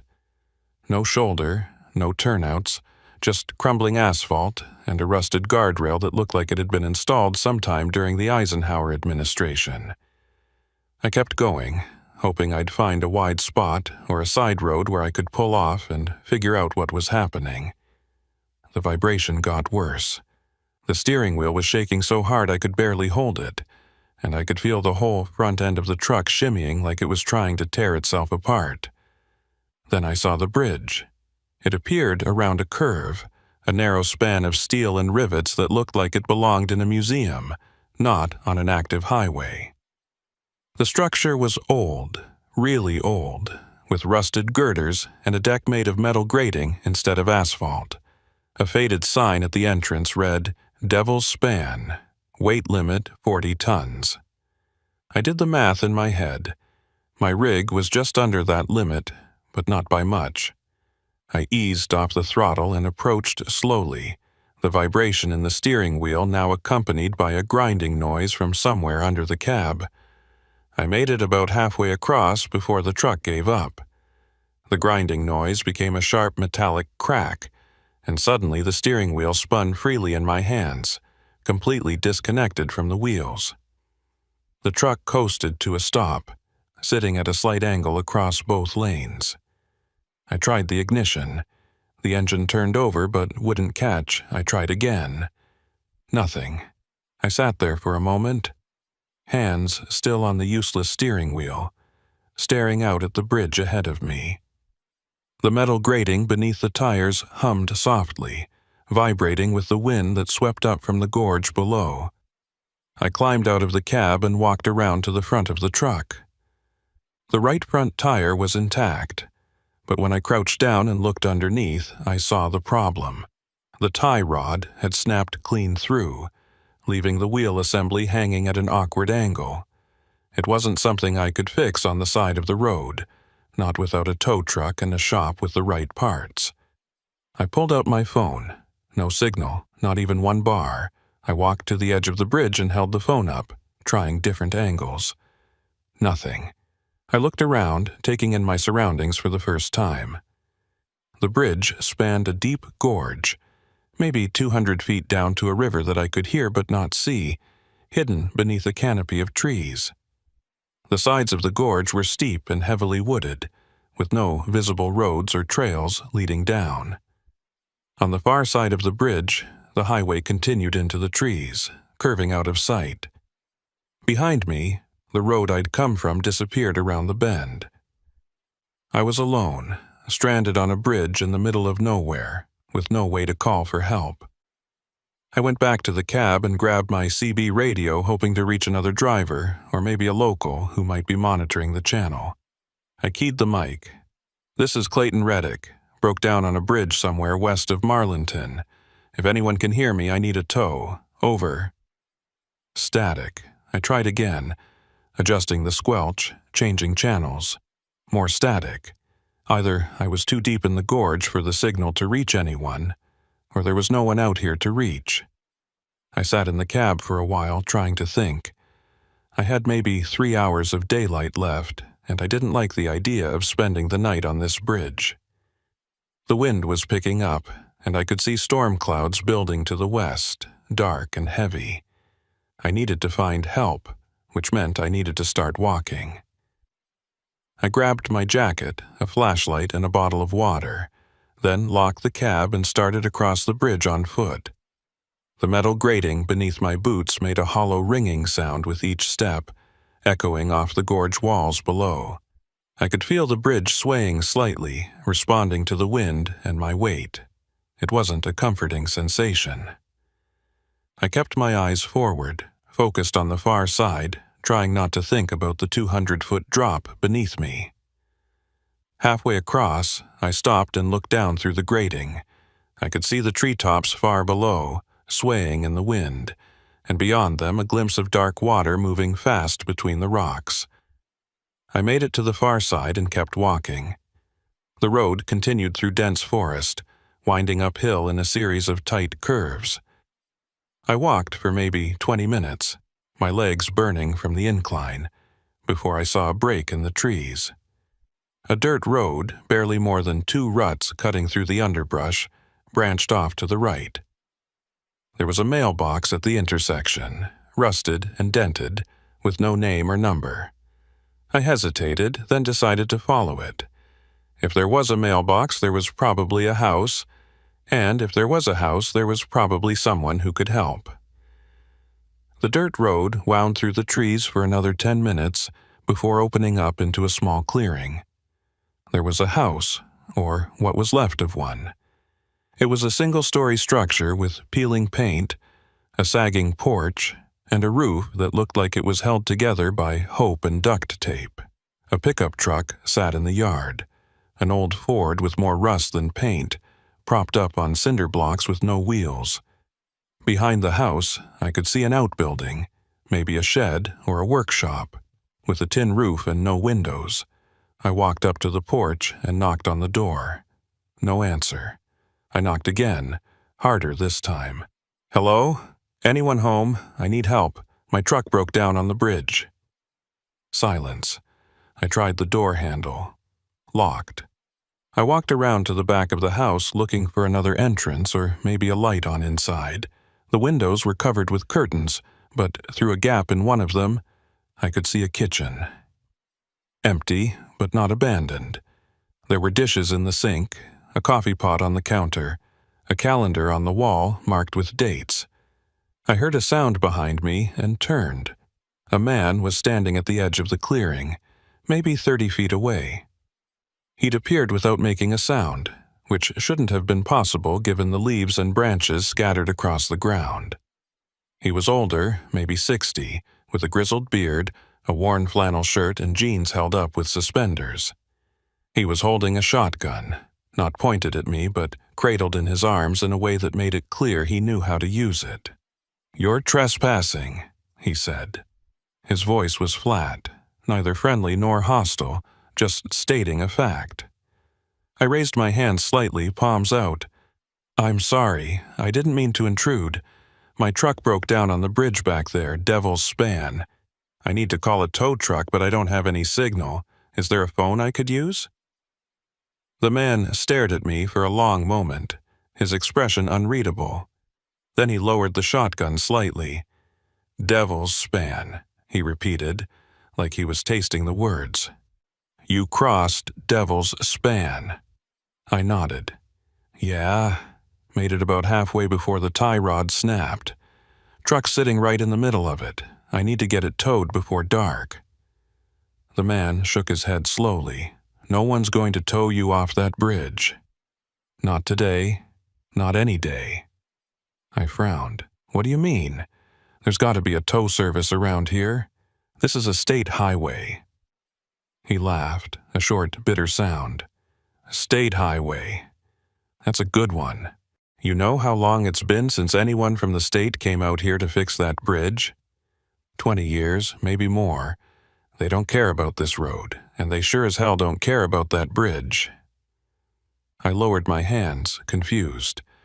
"Look, I just need to make a phone call. If you don't have a phone, just point me toward the nearest town. I'll walk if I have to." The man studied me again, then sighed. "Nearest town's Cutter's Gap, about 5 miles north, but you won't find help there either, not for that bridge." He turned and started walking back toward the trees. "You want my advice? Leave the truck. Walk back the way you came. Don't spend the night anywhere near Devil's Span." I called after him. "Why? What's wrong with the bridge?" He stopped and looked back at me over his shoulder. "What's wrong with it? Everything. That bridge has been taking people for 40 years. Sometimes they make it across, sometimes they don't. But it always takes something. You're lucky you only lost your steering." He disappeared into the trees before I could respond. I stood there in the clearing, trying to make sense of what he'd just said. Taking people. It always takes something. The words didn't sit right, didn't make logical sense, but they wormed their way into my head anyway. I walked back to the road and headed north, following his directions toward Cutter's Gap. The sun was getting lower now, the shadows stretching across the pavement, and the wind was picking up. I could smell rain in the air, that sharp electric scent that comes before a storm. Cutter's Gap turned out to be less a town and more a collection of buildings clustered around a crossroads. There was a gas station with 2 pumps and a hand-painted sign that said "Open," a general store with a closed sign in the window, and a diner with flickering neon letters that spelled out "Eats." I headed for the diner, hoping to find someone who could help. The door stuck when I tried to open it, swollen from humidity, and I had to put my shoulder into it. Inside, the place was nearly empty.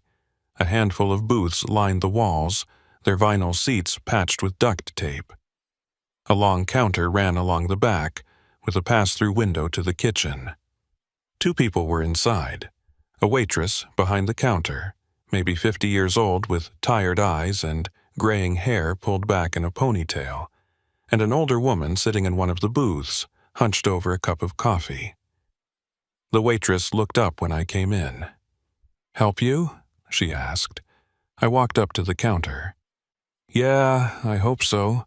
My truck broke down on a bridge a few miles south of here. Devil's Span, I think it's called. I need a tow truck and a mechanic. Can you point me in the right direction?" The waitress's expression changed. Not dramatically, just a tightening around her eyes, a slight stiffness in her posture. "Devil's Span," she said quietly. She glanced at the woman in the booth, who was now watching me with an intensity that made me uncomfortable. "You broke down on the bridge itself?" I nodded. "Right in the middle. Tie rod snapped. I need to get it off there before dark." The woman in the booth stood up slowly and walked over. She was older than I'd initially thought, maybe 70, with deep lines etched into her face and hands that trembled slightly as she gripped the edge of the counter. "What's your name?" she asked. Her voice was soft but carried a weight that made me answer immediately. "Clayton Reddick. I'm a truck driver, hauling freight to Knoxville. This was supposed to be a detour around a highway closure." The woman nodded slowly, like I'd confirmed something she already knew. "Clayton, you need to listen to me very carefully. That bridge, Devil's Span, it's not safe. Not because of the structure, though God knows that's bad enough. It's not safe because of what it does." I must have looked confused because the waitress cut in. "What Eunice is trying to say is that bridge has a history, a bad one. People who stop on it, who linger there, they don't always leave the same way they arrived." I felt a chill run down my spine. "What do you mean?" Eunice leaned closer. "I mean, that bridge takes things. Sometimes it's small. A watch stops working. A radio goes dead. But sometimes it's bigger. People disappear. Or they come back changed. Wrong, somehow. My husband crossed that bridge in 1979. He made it to the other side, but he wasn't the same man who started across. 3 months later, he walked into the woods and never came back." I took a step back, my mind reeling. "You're saying the bridge is haunted?" Eunice shook her head. "I'm saying the bridge is hungry, and if you left your truck sitting on it, you need to get it off there, tonight, before full dark." I stood in that diner, staring at Eunice and Hartwell, trying to process what she'd just told me. The bridge takes things. Her husband crossed it and came back wrong. The logical part of my brain wanted to dismiss it as small-town superstition, the kind of folklore that grows up around any old structure in an isolated place. But the look in her eyes wasn't the look of someone telling ghost stories to scare tourists. It was the look of someone who'd lived through something she couldn't explain and had spent decades trying to forget. The waitress, whose name tag I now noticed read Dale, poured me a cup of coffee without asking if I wanted one. "You should talk to Sheriff Tolliver," she said, setting the cup in front of me. "He's been working this area for 30 years. If anyone can help you get that truck off the bridge, it's him." She gestured to a wall-mounted phone near the restroom. "You can use that to call him, numbers on the board." I walked over to the phone, an old rotary model that looked like it belonged in a museum, and dialed the number written on a yellowed index card tacked to the wall. It rang 4 times before someone picked up. "Sheriff's office." The voice was male, older, with a thick mountain accent. "Yeah, hi. My name's Clayton Reddick. I'm a truck driver, and my rig broke down on Devil's Span. I'm at the diner in Cutter's Gap. The folks here said you might be able to help me get it towed." There was a long pause on the other end. Then, "You're on the bridge right now?" I shook my head, even though he couldn't see me. "No, I walked to town. The truck's still sitting on the bridge, right in the middle." Another pause. "Stay where you are. I'll be there in 15 minutes. He hung up before I could say anything else. I went back to the counter and finished the coffee Dale had poured. Eunice was still watching me from her booth, her expression unreadable. Finally, she spoke. "When the sheriff gets here, ask him about 1983. Ask him what happened to the Mackey family." I wanted to ask her what she meant, but something in her tone told me she wouldn't elaborate. I nodded and waited. Sheriff Vern Tolliver arrived 12 minutes later. I heard the crunch of gravel outside. Then the door swung open and he stepped in. He was a big man, maybe 6'3", with a solid build that suggested he'd been strong in his youth and was still carrying most of it. His hair was gray, cut short, and his face was weathered in the way that comes from spending most of your life outdoors. He wore a standard sheriff's uniform, dark brown with a badge on the chest, and a gun belt that looked well used. His eyes found me immediately. "You Clayton Reddick?" he asked. I stood up. "Yes, sir." He walked over and extended a hand. His grip was firm, almost testing.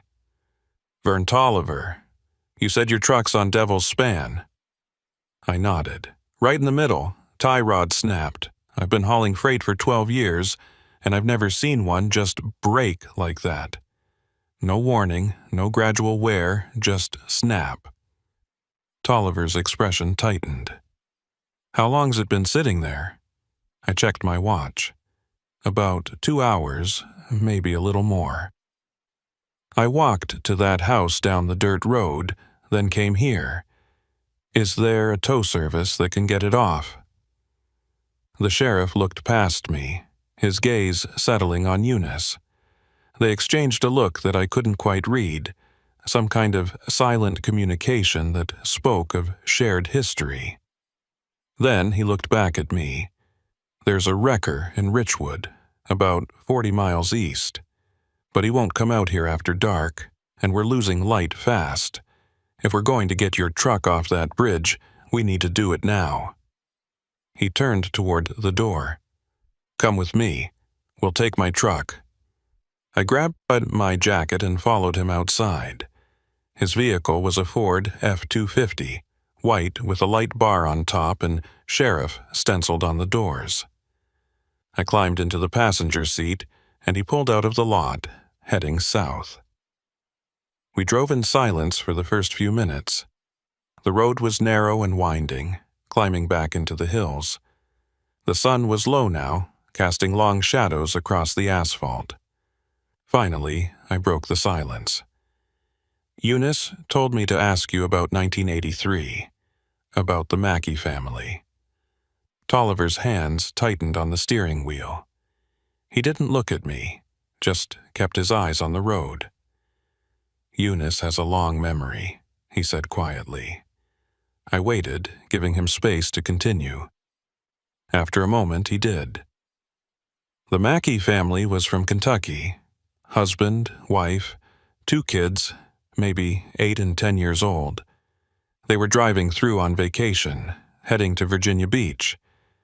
This was August of '83, middle of summer. They came across Devil's Span around sunset.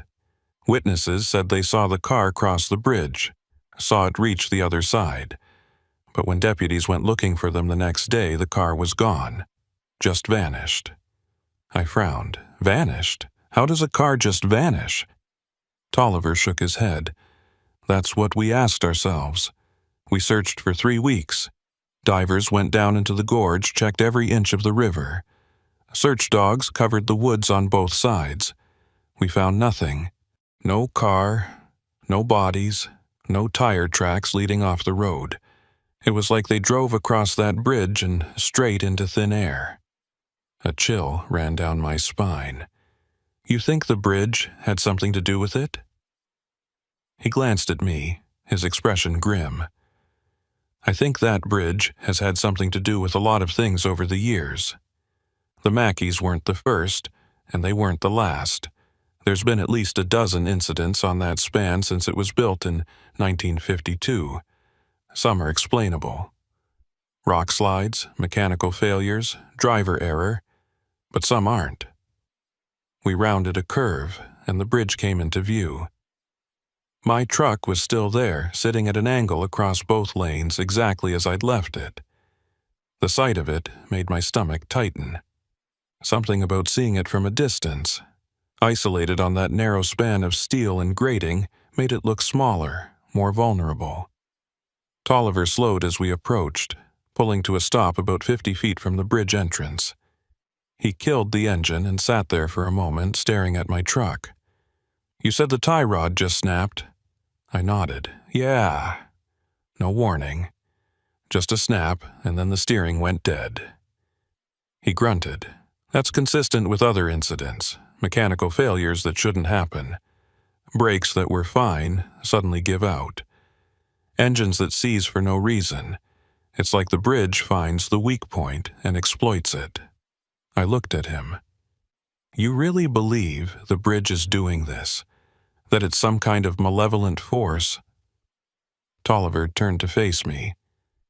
I've been sheriff here for 31 years. I've seen things on that bridge that I can't explain. Things that don't fit into any rational framework. So, yeah, I believe it. And more importantly, I respect it. That bridge has rules even if we don't understand them, and one of those rules is you don't linger. You cross it and you keep moving. He opened his door and stepped out. I followed, my legs feeling unsteady. We walked toward the bridge together, our boots making hollow sounds on the metal grating. The wind had picked up, whistling through the girders and carrying the scent of rain. I could feel the bridge swaying slightly under our weight, a sensation that made my stomach churn. We reached my truck, and Tolliver walked around it, inspecting the damage. He crouched down and looked at the broken tie rod, running his hand along the fractured metal. When he stood up, his expression was troubled. This didn't break from wear. This was sheared, clean cut, like something snapped it on purpose. I crouched down beside him and looked. He was right. The break was too clean, too precise. It didn't look like a stress fracture or metal fatigue. It looked like it had been cut. Could something have hit it? I asked. A rock, maybe? Tolliver shook his head. You would have heard it, felt it. This happened while you were driving, right? You felt the vibration, then the snap? I nodded. Yeah. No impact, no warning. Just vibration and then failure. He stood up and looked around, his eyes scanning the bridge, the gorge, the tree line on both sides. We need to get this truck off here, now. He pulled out his radio and called for the wrecker. The conversation was brief, and I could hear the reluctance in the other man's voice even from where I was standing. Tolliver had to argue with him for a minute before he finally agreed to come out. When he clipped the radio back onto his belt, he looked at me. He'll be here in 40 minutes, but we're not waiting on the bridge. We'll wait on the far side, past the span. I glanced at my truck. What about my rig? I need to grab some things from the cab. Tolliver nodded. Make it quick. Get what you need and let's move. I climbed up into the cab and grabbed my overnight bag, my logbook, and the CB radio. As I was reaching for my jacket, I noticed something on the passenger seat. A photograph. Old, faded, creased down the middle like it had been folded and unfolded many times. I picked it up. It showed a family, a man, a woman, and 2 children, standing in front of a car. The car was a late 70s model sedan, pale blue, with wood paneling on the sides. The family was smiling, dressed in vacation clothes, the kind of casual outfits people wore in the 80s. On the back of the photo, written in faded ink, were the words, "Mackey Family, August 1983. My blood ran cold. I turned the photo over, staring at the faces. The father had his arm around the mother's shoulders. The kids were standing in front, the older one holding a stuffed animal. They looked happy, normal, just a family on vacation. I climbed out of the cab and walked over to Tolliver, holding out the photo. This was in my truck. On the passenger seat, I've never seen it before. Tolliver took the photo, and his face went pale. He stared at it for a long moment, his jaw working. "This is them," he said quietly. "This is the Mackey family." I felt like I'd been punched in the gut. How did it get in my truck? I locked the cab when I left. Tolliver looked up at me, and for the first time I saw something in his eyes that scared me more than anything Eunice had said. Fear. Real, unfiltered fear. "The bridge put it there," he said. "It's showing you what it took, what it's capable of." He handed the photo back to me. "We need to leave right now." We walked quickly toward the far end of the bridge, our footsteps echoing on the metal grating. Behind us, my truck sat silent and abandoned, dark against the fading light. I glanced back once and saw something that made me stop. The cab door was open. The driver's side door, the one I'd just closed and locked. It was hanging wide, swinging slightly in the wind. Tolliver grabbed my arm. "Don't look back. Just keep moving." We made it to the end of the bridge and kept walking another 100 feet before Tolliver finally stopped. He pulled out his radio again and spoke quickly, his voice tight. "This is Tolliver. I need every unit we have out here. Devil's Span. Now." I looked at him. "What's happening?" He didn't answer, just pointed back toward the bridge. I turned and looked. The cab door was closed now, and standing next to my truck, barely visible in the growing darkness, was a figure. Human-shaped, but wrong somehow. Too tall, too thin, with movements that didn't look natural. It stood there for a moment, perfectly still, then turned and looked directly at us. Tolliver grabbed me and pulled me behind his truck. "Don't let it see your eyes," he said urgently. "Don't look at it directly." I pressed myself against the side of the vehicle, my heart hammering. "What the hell is that?" Tolliver's voice was shaking. "I don't know, but it's been here as long as the bridge has, maybe longer. People have seen it over the years, always at dusk, always when someone's stranded on the span. It doesn't usually show itself this clearly." I risked a glance around the edge of the truck. The figure was still there, standing beside my rig. As I watched, it moved, not walking, but gliding across the bridge toward us. No footsteps, no sound, just smooth, impossible movement. Tolliver saw it too. He drew his service weapon, a revolver, and held it ready. "Get in the truck," he said. "Now." I didn't argue. I yanked open the passenger door and climbed in. Tolliver got in on the driver's side, started the engine, and threw it into reverse, backing away from the bridge at speed. The tires kicked up gravel as he turned around and floored it, heading back toward the cutter's gap. I looked in the side mirror. The figure was standing at the edge of the bridge, watching us go. Then it turned and walked back toward my truck, disappearing into the shadows. We drove for 5 minutes before either of us spoke. Tolliver's hands were white-knuckled on the steering wheel, his breathing heavy. Finally, he said, "That wrecker's not coming out here. Not tonight. Maybe not ever." I stared at him. What about my truck, my load? That's my livelihood sitting on that bridge. Tolliver pulled over to the side of the road and put the truck in park. He turned to face me, his expression hard. "Your truck is gone, Clayton. It belongs to the bridge now. Whatever that thing is, whatever lives out there, it claimed your rig the moment you stopped on that span. You can file an insurance claim, say it went over the side, say it was stolen, I don't care. But you're not getting it back." I felt anger rising in my chest. "You're the sheriff. You're telling me there's nothing you can do?" He laughed, a bitter sound. "What do you want me to do? Arrest it? Shoot it?" I tried that once, back in '91.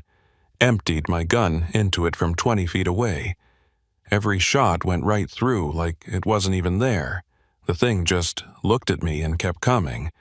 I barely made it off that bridge alive. I slumped back in the seat, feeling defeated. So, what do I do? Tolliver started driving again, heading back toward town. You walk away. You go home, you file your claim, and you find a different route. You never come back here. You never talk about what you saw, and you sure as hell never stop on that bridge again. We pulled into Cutter's Gap just as full darkness settled over the mountains. Tolliver parked in front of the diner and turned off the engine. "Dale will put you up for the night. There's a motel about 30 miles north where you can catch a bus tomorrow. I'll give you a ride in the morning." He handed me a business card. "If you need anything before then, call that number. But Clayton, do yourself a favor. Forget about Devil's Span. Forget you ever saw it." I took the card and climbed out of the truck. As I walked toward the diner, I looked back. Tolliver was still sitting in his truck, staring out at the dark road that led back to the bridge. He looked old, suddenly, worn down by years of dealing with something he couldn't fight, couldn't understand, couldn't stop. I went inside and found Dale waiting. She took one look at my face and nodded. "I'll get you a room ready." I didn't sleep that night. Dale set me up in a small room above the diner, a cramped space with a single bed, a dresser with a missing drawer, and a window that looked out over the empty main street of Cutter's Gap. The mattress was lumpy, the sheets smelled like mothballs, and every creak of the old building settling made me jump. But it wasn't the accommodations that kept me awake. It was the image burned into my mind, that figure standing beside my truck, too tall, too thin, moving in ways that defied physics. I sat on the edge of the bed, staring at the Mackey family photograph I'd found in my cab. The edges were worn, the colors faded to that particular yellow-brown tint that old photos get. I studied their faces, looking for some clue, some hint of what was about to happen to them. But there was nothing. Just a normal family on a normal vacation, frozen in a moment before everything went wrong. I wondered if they'd felt it when they crossed the bridge, if they'd noticed anything strange before it was too late. Around 2 a.m., I gave up trying to rest. I got dressed and walked downstairs. The diner was closed, but I could see a light on in the kitchen. I pushed through the swinging door and found Dale sitting at a prep table, smoking a cigarette and staring at nothing. She looked up when I came in but didn't seem surprised. "Can't sleep?" she asked. I shook my head. "Every time I close my eyes, I see it. That thing on the bridge." Dale took a long drag on her cigarette and exhaled slowly. "You're not the first person to see it. Won't be the last." She gestured to a chair across from her. "Sit down. I'll tell you what I know." I sat, and she poured us both coffee from a pot that had been sitting on the burner for hours. It tasted like burnt rubber, but I drank it anyway. "That bridge was built in 1952, Dale began, her voice low. "The company that built it, Keller and Sons out of Charleston, They lost 3 men during construction. One fell from the scaffolding, broke his neck. Another got crushed when a support beam gave way. The third one, though, that's the one people remember. His name was Raymond Culver. He was working alone one evening, late shift, trying to finish some welding before dark. Next morning, they found his tools, his lunch pail, his jacket, but Raymond was gone, just vanished. I leaned forward. They never found him? Dale shook her head. Never found a trace. Some folks said he fell into the gorge, that the river took him. But the foreman, he told a different story. Said he came back the next evening to check on something, and he saw Raymond standing on the bridge. Just standing there, not moving, staring out into nothing. The foreman called out to him, but Raymond didn't respond. Then, according to the story, Raymond turned and looked at him. And the foreman said his eyes were wrong, empty, like looking into a void. A chill ran down my spine. What happened then? Dale stubbed out her cigarette. The foreman ran. Didn't stop until he reached town. Next day he quit the job and left West Virginia altogether. The company finished the bridge without him, opened it up to traffic, and for the first few years, everything seemed fine. Then the incident started. She stood up and walked over to a filing cabinet in the corner. She pulled out a folder, old and stuffed with newspaper clippings, and brought it back to the table. "I've been keeping track," she said, spreading the clippings out.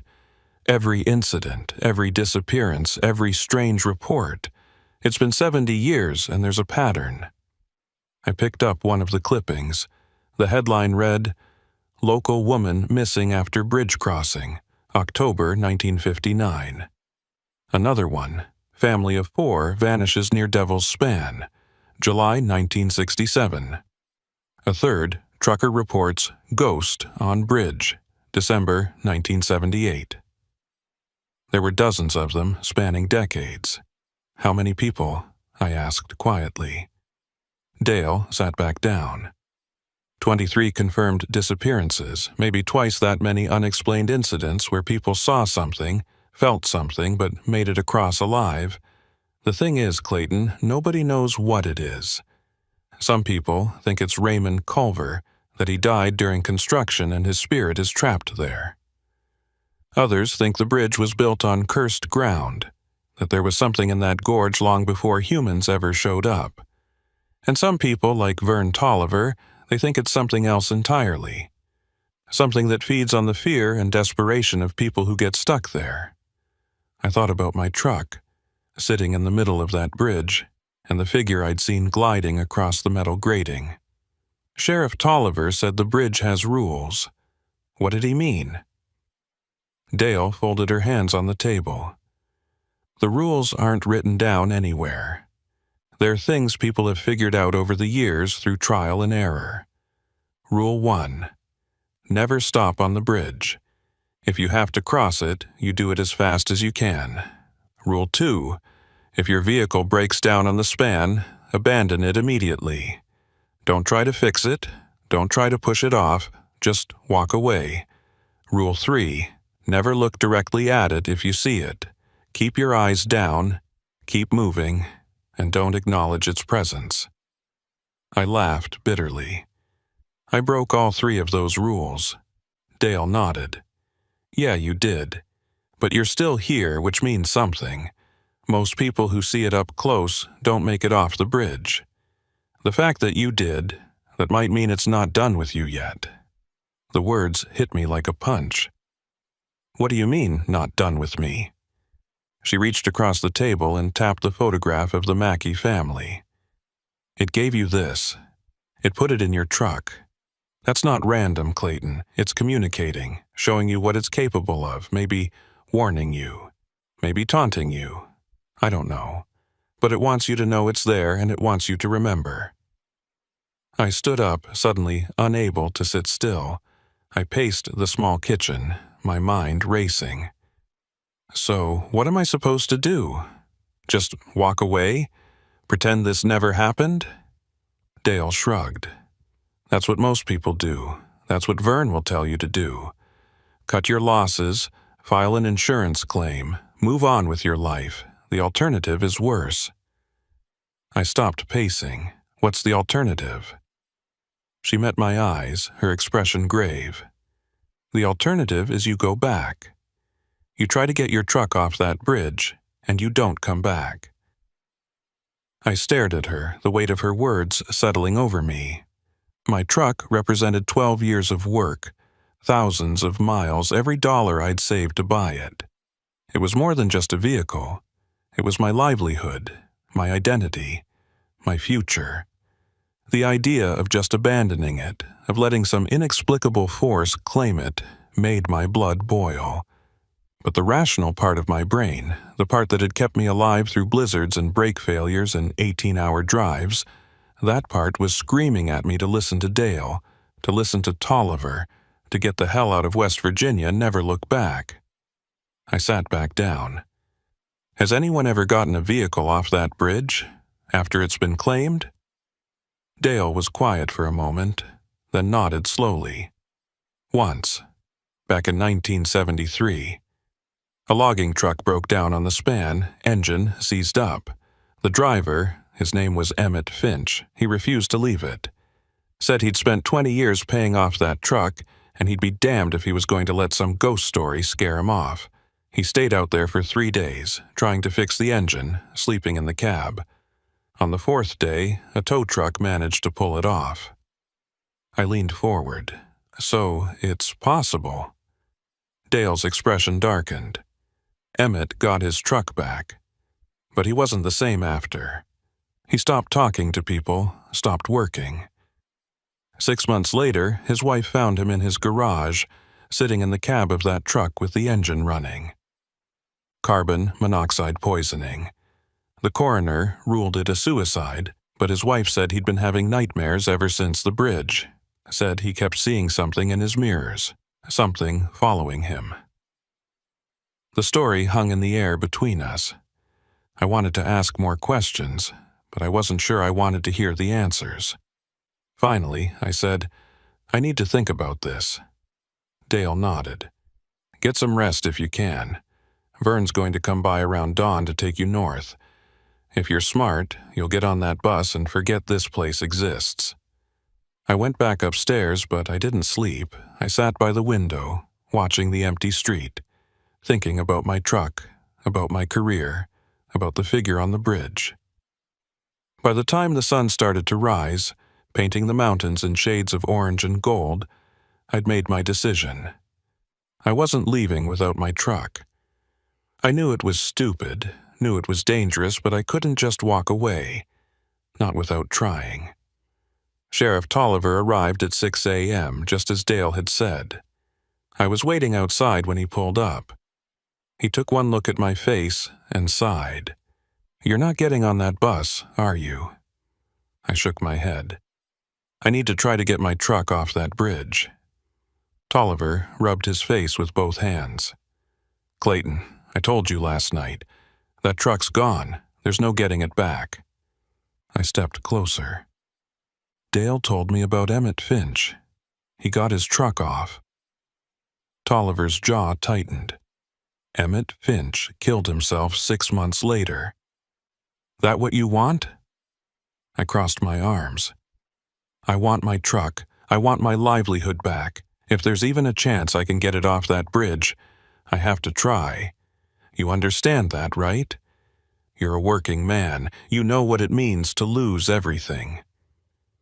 Tolliver stared at me for a long moment, then muttered something under his breath that might have been a curse. If I let you do this, and that's a big if, you're not going alone, and you're doing it exactly the way I tell you. No arguments, no improvising.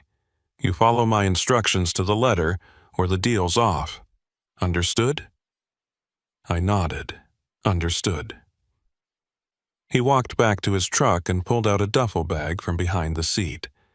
Inside were flares, a spotlight, a coil of heavy chain, and something that looked like a modified cattle prod. We're going to do this in full daylight, he said. That thing, whatever it is, it's strongest at dusk and dawn. Middle of the day, it's weaker, less active.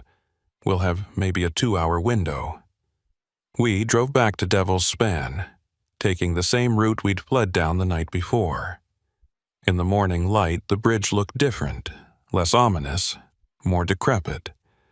Just an old structure badly in need of repair. My truck was still there, sitting exactly where I'd left it. No sign of the figure from last night, no sign of anything unusual at all. Tolliver parked about 100 feet from the bridge entrance and killed the engine. "Here's the plan," he said. "We're going to hook your truck up to mine using this chain. I'm going to tow you off, backward, nice and slow. You're going to stay in my truck with me. We're not setting foot on that bridge unless we absolutely have to. Once we get your rig clear of the span, we'll call a proper tow truck to haul it to a shop. Clear?" I nodded. Clear. We got out, and Tolliver approached the bridge carefully, the chain slung over his shoulder. I followed, carrying the spotlight and the flares. The metal grating under our feet made that same hollow ringing sound I remembered from yesterday. The wind whistled through the girders, carrying the smell of rust and river water. Everything seemed normal, but I couldn't shake the feeling that we were being watched. Tolliver reached my truck and crouched down to attach the chain to the front axle. I stood guard, scanning the bridge, the tree line, the shadows under the span. Nothing moved. The only sound was the wind and the distant rush of water far below. Tolliver worked quickly, his hands sure despite the tension in his shoulders. He secured the chain and stood up. "All right, that's done. Let's get back to—" He stopped mid-sentence, staring at something behind me. I turned slowly, my heart already hammering. The figure was there, standing at the far end of the bridge, maybe 100 feet away. In daylight, I could see it more clearly, and that made it worse. It was humanoid but wrong in every detail.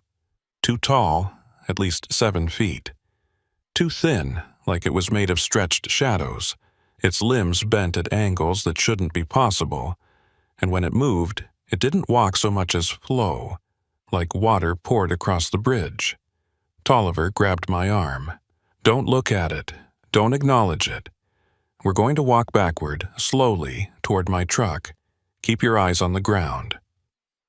We started moving, step by careful step. The figure kept pace with us, gliding across the grating without making a sound. I could see it in my peripheral vision, getting closer, 30 feet away. 20. Tolliver's hand went to his gun, but he didn't draw it. "Almost there," he muttered. "Just keep moving." We reached his truck and climbed in. Tolliver started the engine and put it in reverse, the chain going taut. My truck lurched backward, its wheels scraping across the metal grating. The figure stopped moving. It stood there, perfectly still, as we towed my rig off the bridge inch by inch. We cleared the span, and Tolliver didn't stop until we were a quarter mile down the road. He pulled over, and we both sat there, breathing hard. I looked back. The bridge was empty. No figure. No movement. Just an old, rusted structure spanning a gorge. But I knew what I'd seen.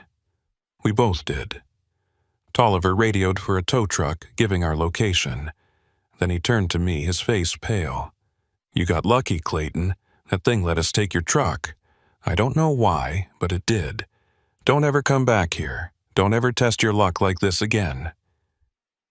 I nodded, but I couldn't shake the feeling that luck had nothing to do with it. The figure had let us go, which meant it could have stopped us at any time, and that was somehow more terrifying than anything else. The tow truck driver's name was Hoyt Brammer, no relation to the Louisiana mechanic with the same name, just a coincidence that made me uneasy. He was a heavy-set man in his 50s with grease-stained coveralls and a skeptical expression that suggested he'd heard every excuse in the book for why someone's vehicle ended up where it shouldn't be.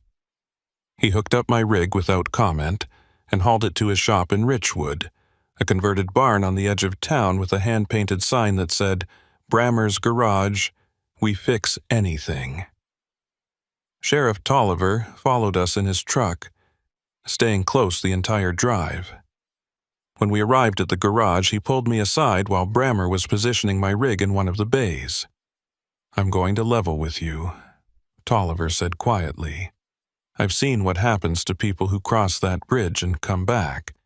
They think they got away clean, think they beat it. But they didn't. It followed them. It's patient, Clayton. It doesn't need to take you right away. It can wait." I looked at him, trying to gauge if he was just trying to scare me into leaving, or if he genuinely believed what he was saying. His eyes told me it was the latter. What am I supposed to do? Spend the rest of my life looking over my shoulder? He shrugged. "Some people manage it. They move far away, change their routines, avoid driving at night. Others aren't so lucky. I'm just telling you to be careful. Watch for signs. If you start seeing things in your mirrors, if your truck starts acting strange, if you feel like something's wrong, trust that feeling." Brammer called out from the bay, gesturing for me to come over. I walked across the oil-stained concrete and found him crouched beside the broken tie rod, examining it with a flashlight. "This is the cleanest break I've ever seen," he said, running his finger along the fractured metal. "It's like someone took a cutting torch to it, but there's no heat damage, no warping, just a straight shear." He looked up at me. "What the hell did you hit?" I glanced at Tolliver, who was standing near the entrance with his arms crossed. "I didn't hit anything," I said. "It just snapped while I was driving." Brammer grunted. "Tie rods don't just snap like this. There's always a reason. Wear, corrosion, impact damage. But this?" He shook his head. "This is new steel. Barely any wear at all. It's like something just decided to cut it clean through." He stood up, wiping his hands on a rag. "I can replace it, but it's going to take a day, maybe 2. I need to order the part from Charleston, and then I need to make sure the rest of your steering system isn't compromised. You got a place to stay?" I thought about the room above Dale's diner. "Yeah, I can make arrangements." Brammer nodded. "All right, come back tomorrow afternoon and I'll give you an update." I spent that night in the same cramped room, but this time I did sleep, though it was fitful and broken by dreams I couldn't quite remember when I woke. Images of rusted bridges, of figures that moved wrong, of roads that led nowhere. I got up around dawn and went downstairs to find Dale already opening the diner. She poured me coffee without asking and set a plate of eggs and toast in front of me. "Vern told me you got your truck off the bridge," she said, leaning against the counter. I nodded, shoveling eggs into my mouth. I hadn't realized how hungry I was. "Yeah, it's at Brammer's getting fixed. Should be ready in a day or 2. Dale studied me with those tired eyes of hers. "And then you're leaving." It wasn't a question. "That's the plan," I said. "Get my truck, finish my run to Knoxville, go home." She didn't say anything for a moment, just refilled my coffee. Then, quietly, "Watch your mirrors, Clayton. Whatever's on that bridge, it doesn't like being defied. You took something back that it had claimed. It's not going to forget that." I set down my fork. "You sound like Tolliver. Both of you keep warning me, but neither of you are telling me what I'm supposed to do about it." Dale leaned in closer, her voice dropping to almost a whisper. "You can't fight it. You can't reason with it. All you can do is stay alert and hope it loses interest. Some people, it follows for a few weeks, maybe a month, and then it moves on. Others, it never lets go. There's no pattern, no logic to it. You just have to live with the uncertainty." I finished my breakfast in silence and spent the rest of the day walking around Cutter's Gap, such as it was. The town was dying, had been dying for years. Half the buildings were boarded up, and the few people I passed on the street looked at me with a mixture of curiosity and wariness, like they knew I'd been to the bridge and were wondering if I'd brought something back with me. By evening, I was ready to get out of there, truck or no truck. The next day, Brammer called to say the parts had arrived, and he'd be done by late afternoon. I spent the time checking and rechecking my route, planning the fastest way to get out of West Virginia and back onto major highways where there were lights and people and the normal dangers of the road. When I finally got to the garage around 5 p.m., Brammer had my truck outside, idling smoothly. "She's good to go," he said, handing me the keys. I replaced the tie rod, checked all the steering components, and did a full inspection of the suspension. Everything else looks solid. Whatever happened on that bridge, it didn't affect anything else. He paused, then added, "But I did find something strange." He walked over to the cab and opened the driver's side door, pointing to the passenger seat. There was a photograph lying there. Old, faded, the same one I'd found before. The Mackey family, smiling in front of their car. I felt my stomach drop. "I threw that away," I said. "Back in Cutter's Gap, I left it in a trash can at the diner." Brammer looked at me, his expression unreadable. "Well, it's back. I found it sitting right there when I moved your truck into the bay. Figured you'd dropped it or something." I picked up the photograph, my hands shaking slightly. On the back, in the same faded ink, were the words Mackey family, August 1983. But underneath, in fresh, dark ink that looked like it had been written recently, were two more words. "You're next." I showed it to Brammer. He went pale. "I didn't write that. That wasn't there when I found it." I believed him. I crumpled the photo and shoved it in my pocket. "How much do I owe you?" I asked, my voice tight. He named a price and I paid him in cash, not wanting to wait for a credit card transaction. I climbed into the cab, fired up the engine, and got the hell out of Richwood without looking back. I drove straight through that night, pushing my hours, breaking every dot regulation in the book. I didn't care. I just needed distance between me and that bridge. I made it to Knoxville by dawn, delivered my load, and headed home to Pittsburgh without stopping for anything more than fuel and bathroom breaks. By the time I pulled into my driveway 3 days later, I'd convinced myself that the worst was over. I'd gotten away. The bridge was hundreds of miles behind me. I was wrong. The first sign came a week later. I was hauling a load through Ohio, a routine run I'd done 100 times before. It was early evening, and I was on a rural highway about an hour outside of Columbus. Traffic was light, just me and a few cars scattered across both lanes. I glanced in my rearview mirror to check on the trailer, and that's when I saw it. A figure, standing on the shoulder about a quarter-mile back.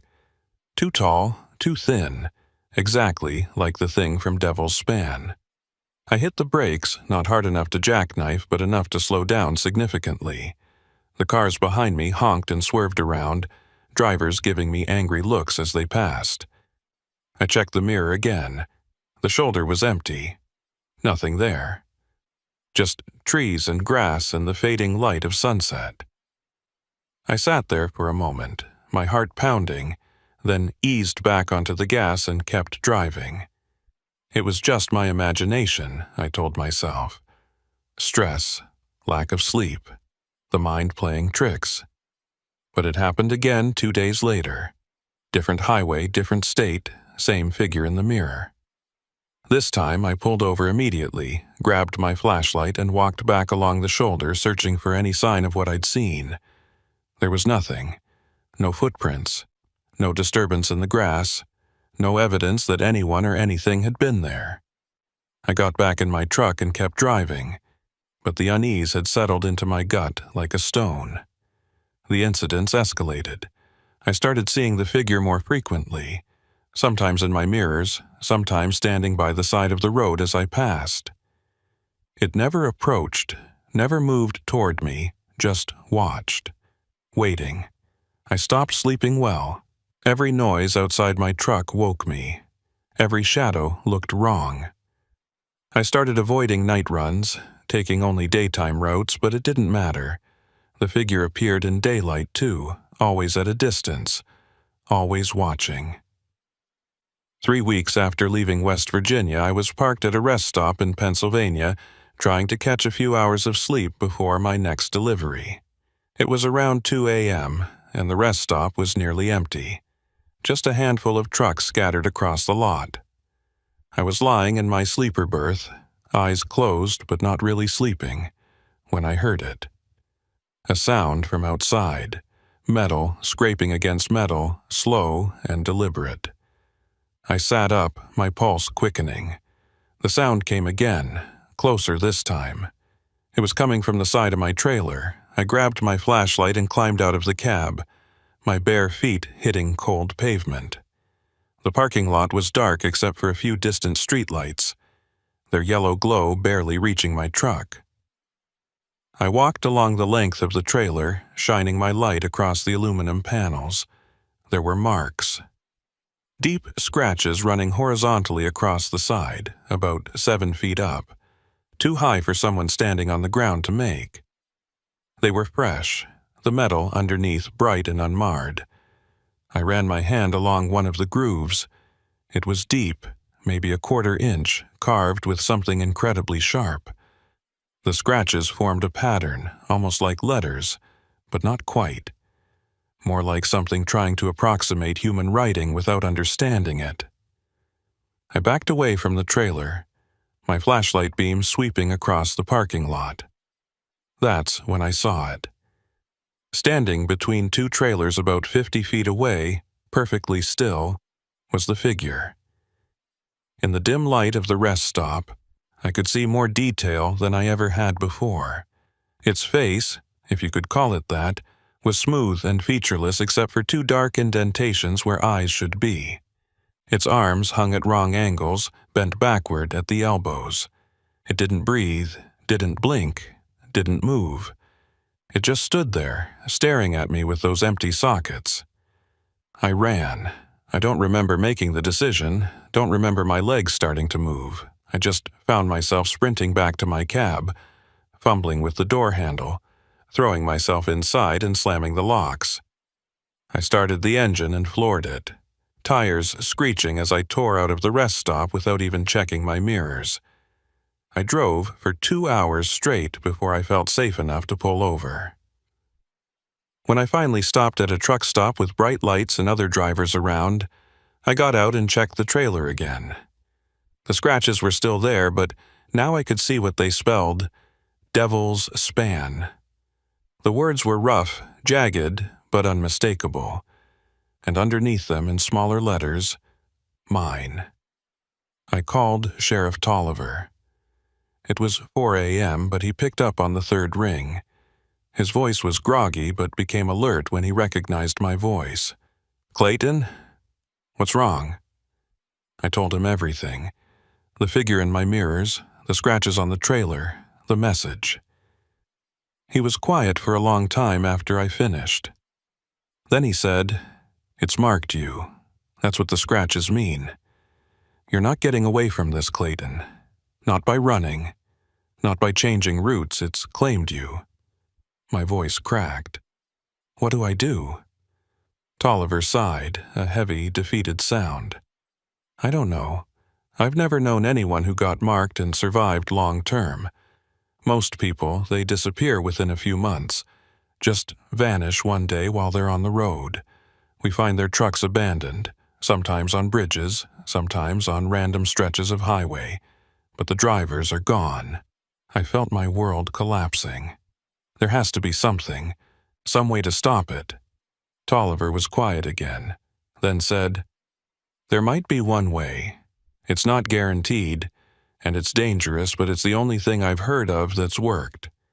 You have to go back to Devil's Span, back to where it claimed you, and you have to give it something in return. An offering, a trade, something it values." I laughed, a brittle, desperate sound. What could I possibly give it? Tolliver's voice was grave. "I don't know, but you need to figure it out. because if you don't, you're not going to last much longer. I hung up and sat in my truck, staring at nothing, my mind racing. Go back to the bridge. Give it an offering. The words echoed in my head, but I couldn't make sense of them. What did something like that want? What could I possibly trade that would make it let me go? I spent the next week trying to work, trying to maintain some sense of normalcy, but it was impossible. The figure appeared more frequently now, sometimes multiple times a day. It was getting bolder, appearing closer, staying visible longer. Twice, I saw it standing directly in the road ahead of me, forcing me to swerve. Other drivers must have thought I was drunk or having a medical emergency, the way my truck wove across lanes. My dispatcher started asking questions. Was I okay? Was I on something? Did I need time off? I lied, said I was fine, just tired. But I knew I was running out of time. The figure was closing in, and soon it wouldn't just be watching anymore. Soon it would take what it believed was owed. 10 days after the scratches appeared on my trailer, I made my decision. I plotted a route back to West Virginia, back to Devil's Span. I didn't know what I was going to do when I got there, didn't have a plan, but I knew I couldn't keep running. Whatever this thing wanted, I was going to face it. The drive back felt longer than it should have. Every mile stretched out, time moving in strange ways like the road itself was trying to prevent me from reaching my destination. But I pushed through, and finally, 3 days later, I saw the familiar turnoff that led to the bridge.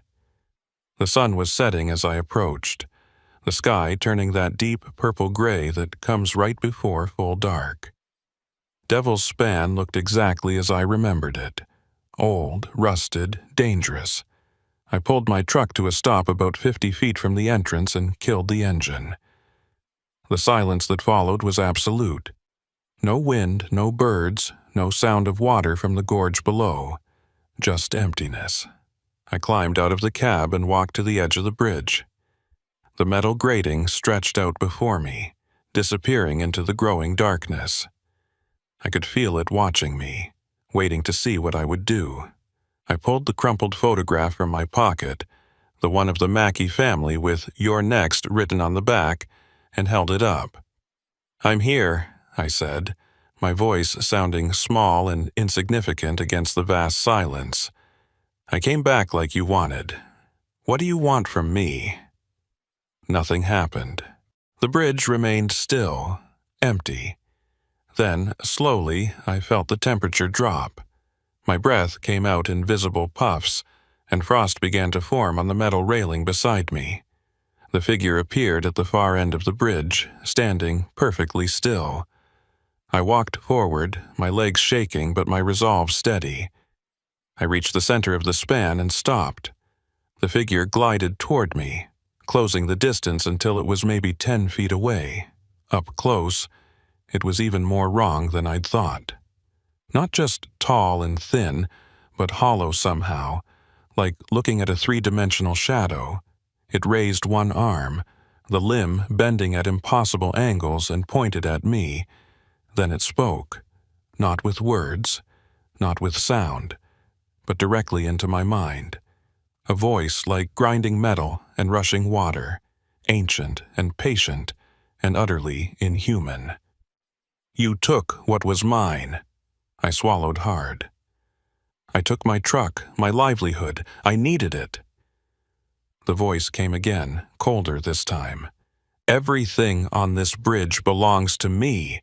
You violated the agreement." I didn't know what agreement it meant, but I understood now. The bridge had rules, and I'd broken them. By coming back for my truck, by defying it, I'd created a debt, and now it wanted payment. "What do you want?" I asked. The figure tilted its head, that smooth, featureless face somehow conveying consideration. "A life for a life, a crossing for a crossing. You took something from me. Now I take something from you. I felt cold dread settle over me. You want me to die here? Is that what you want? The figure didn't respond immediately. Then, not death. Something more. A bond. You will carry me. Wherever you go, I go. Every bridge you cross, I cross. Every road you travel, I travel. You are mine now, until the debt is paid. I understood then what Tolliver had meant. The figure didn't just want to kill me. It wanted to possess me, to use me as a vessel for crossing back into the world. Every bridge I drove across would become another devil's span. Every trucker who crossed my path would be at risk. I would become the thing I'd been running from. No, I said, my voice shaking but firm. I won't let you do that. The figure moved closer, and I could feel the cold radiating from it, freezing the air in my lungs. You have no choice. The debt will be paid. I took a step back, my mind racing. Then I remembered what Tolliver had said. An offering, a trade, something it values. I pulled out my logbook, the one I'd been keeping for 12 years. Every mile, every load, every road I'd traveled was recorded in those pages. It was more than just a legal requirement. It was my entire career, my life on the road, documented in fading ink. I held it up. This, I said, my roads, my miles, take them instead. Let me go, and I'll never drive truck again. I'll never cross another bridge. The road will be yours, not mine. The figure stopped moving. For a long moment, nothing happened. Then it reached out, and the logbook was pulled from my hands by an invisible force. The pages flipped open, and I watched as the ink began to fade, the words dissolving like they were being erased by an unseen hand. Within seconds, the entire logbook was blank, just empty pages. The figure's voice came one last time, quieter now, almost satisfied. Agreed. The debt is paid. But remember, Clayton Reddick, if you break this agreement, if you drive again, the bond will form, and next time there will be no trade. The cold lifted. The figure faded, not walking away, but simply dissolving into the air like morning mist. I stood there on the bridge, holding my empty logbook. Shaking from adrenaline and relief and loss, I walked back to my truck, climbed into the cab one last time, and drove off Devil's Span. I didn't look in the mirrors. That was 8 months ago. I sold my truck 2 weeks after leaving West Virginia. Got a job at a distribution center in Pittsburgh, day shift, loading and unloading pallets. I take the bus to work. I walk when I can. I don't drive. Not because I'm afraid of breaking the agreement, though that's part of it, but because every time I see a bridge, every time I pass under an overpass, I feel it, that cold, watching presence, waiting to see if I'll slip up, waiting to claim what it believes is owed. Sometimes, late at night, I dream about Devil's Span. I see the Mackey family in their car, smiling as they approach the bridge. I see Raymond Culver standing on the span, his eyes empty. I see Emmett Finch in his garage, engine running. And I see myself, driving across that metal grating, forever trapped between one side and the other, neither gone nor saved. Just claimed. I don't know what happened to my truck after I sold it. I didn't ask. I didn't want to know. But sometimes I hear stories from other drivers. Rumors passed around at truck stops and loading docks. Stories about a rig that appears on empty highways, driving too fast with no visible driver. Stories about people who see it in their mirrors and feel a sudden, unexplainable cold. Stories about bridges where accidents happen more frequently than they should. I tell myself these stories have nothing to do with me, that my truck is just a truck, hauling freight for someone else somewhere far away.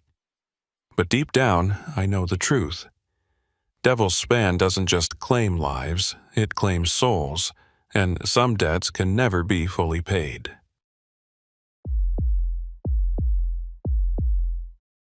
I've been running freight up and down the West Coast for 19 years, and in that time I've learned that the Pacific Northwest has its own rules. The rain doesn't just fall here. It dominates. It turns highways into rivers, reduces visibility to almost nothing, and makes every bridge crossing an exercise in faith that the tires will hold and the road won't wash out from under you. I've driven through it all. Coastal storms that rolled in from the ocean like freight trains, mountain passes where the rain turned to ice without warning, and stretches of I-5 where the wipers couldn't keep up with the deluge. But I'd never been scared of it. Not until the night I crossed Cedar Creek Overpass. It was mid-November 2023, and I was 3 days into a run from Sacramento to Seattle, hauling electronics for a tech distributor. The load was valuable, but not especially heavy, maybe 16,000 pounds, stacked on pallets and wrapped tight in plastic. The route was straightforward. I-5 north through Oregon, staying on the interstate until I hit Portland, then pushing through to Seattle by dawn. I'd done it dozens of times. The only variable was the weather, and the forecast had been calling for heavy rain all week. I left Sacramento around noon, made good time through the Central Valley, and crossed into Oregon just after sunset. That's when the rain started. Not gradually, not with any warning, it just opened up, like someone had torn a hole in the sky. Within minutes, the highway was slick and gleaming, and my wipers were working overtime just to keep the windshield clear enough to see the taillights ahead of me. I slowed down to 55, turned on my flashers, and settled in for a long, wet night. Around 10 p.m., just south of Eugene, my CB radio crackled to life. The voice that came through was distorted, broken up by static, but I could make out enough words to understand. "This is eastbound Cedar Creek. Anyone copy?" I grabbed the mic and keyed it. "This is Gideon Starnes, northbound on I-5. I copy you. What's your 20? More static, then "Cedar Creek Overpass. Broke down. Need help." I knew Cedar Creek Overpass. It was about 40 miles ahead, a 2-lane bridge that carried a rural highway over a steep ravine. It wasn't on I-5 itself, but it connected to a series of logging roads and back routes that some drivers used to avoid traffic or save time. I'd crossed it once or twice years ago, but never at night and never in weather like this. "What's your situation?" I asked into the mic. The voice came back, clearer this time. "Engine died. No lights. Can't get a signal on my phone. I've been sitting here for 2 hours. Please, I need someone to stop." Something about the voice tugged at my memory. It was male, older, with a raspy quality that sounded familiar. I keyed the mic again. "What's your name, driver?" There was a pause, longer than there should have been. Then, Reuben Calloway. My hands tightened on the steering wheel. Reuben Calloway had been a dispatcher I'd worked with years ago, back when I was running regional routes out of Portland. He'd moved into driving himself about 5 years back, bought his own rig, and went independent. We'd lost touch after that, but I remembered him as a solid guy, someone who knew the roads and didn't take unnecessary risks. "Reuben, this is Gideon Starnes. You remember me? We worked together at Cascade Freight back in 16. Another pause, then a sound that might have been a laugh or a cough. "Gideon. Yeah, I remember. Didn't think I'd hear your voice again." His tone was strange, flat, like he was reading from a script. "You're really broken down on Cedar Creek?" I asked. "Affirmative. Sitting on the eastbound side. Engine's dead, batteries drained. I need a jump or a tow." I checked my map. Taking the detour to Cedar Creek would add about an hour to my route, maybe more in this weather, But Reuben was a fellow driver, and you don't leave someone stranded if you can help it. That's the code. All right, I said into the mic. I'm about 30 miles out. I'll come to you. Sit tight. The response was immediate, almost eager. Thank you, Gideon. I'll be waiting. The radio went silent. I took the next exit and followed the signs toward Cedar Creek, leaving the relative safety of the interstate for a 2-lane highway that wound through dense forest. The rain was even heavier here, hammering the roof of the cab with a sound like gravel being poured onto metal. The road was narrow and poorly maintained, with potholes deep enough to feel through the suspension. I dropped my speed to 35 and leaned forward, trying to see through the sheets of water cascading down the windshield. The forest closed in on both sides, thick stands of Douglas fir and western hemlock that blocked out what little moonlight might have been there. My headlights carved a narrow tunnel through the darkness, illuminating rain and pavement, and not much else. I passed a few side roads, unmarked dirt tracks that disappeared into the trees, and a mailbox leaning at a 45-degree angle with no name or number. The isolation was total. No other vehicles, no houses, no signs of human presence except the crumbling asphalt under my tires. After about 20 minutes, I saw the sign for Cedar Creek Overpass. It was a small, reflective marker half hidden by overgrown brush, easy to miss if you weren't looking for it. I slowed down and made the turn, following the road as it climbed a gentle grade and curved to the right. Then the bridge appeared, a concrete span maybe 200 feet long, suspended over a ravine that I couldn't see in the darkness and rain. The railings were low, barely 3 feet high, and the road surface was cracked and uneven. I didn't see Reuben's truck. The bridge was empty, both lanes clear, no vehicles anywhere in sight. I pulled to a stop just before the entrance and grabbed my CB mic. Reuben, this is Gideon. I'm at Cedar Creek Overpass. Where are you? Static. I tried again. Reuben, do you copy? More static, then a faint voice, barely audible. I'm here, on the bridge. Can't you see me? I looked again, scanning the length of the span. Nothing. Just wet concrete and darkness. I shifted into first gear and rolled forward slowly, my eyes searching for any sign of a truck or a person. The rain pounded harder, and a gust of wind rocked my trailer slightly. I made it halfway across the bridge before I saw it. A figure standing near the far railing, barely visible in my headlights. Human-shaped, but indistinct, like it was made of shadow and rain. I stopped the truck and grabbed my flashlight from the door pocket. I kept the engine running and the flashers on, then climbed out into the storm. The wind hit me immediately, cold and sharp, carrying the smell of wet earth and something else, something metallic and unpleasant. I walked toward the figure, my flashlight beam cutting through the rain. Reuben, I called out. That you? The figure didn't move. As I got closer, I could see it was a person, standing with their back to me, facing the railing. They were wearing what looked like a trucker's jacket, dark and soaked through, with a hood pulled up over their head.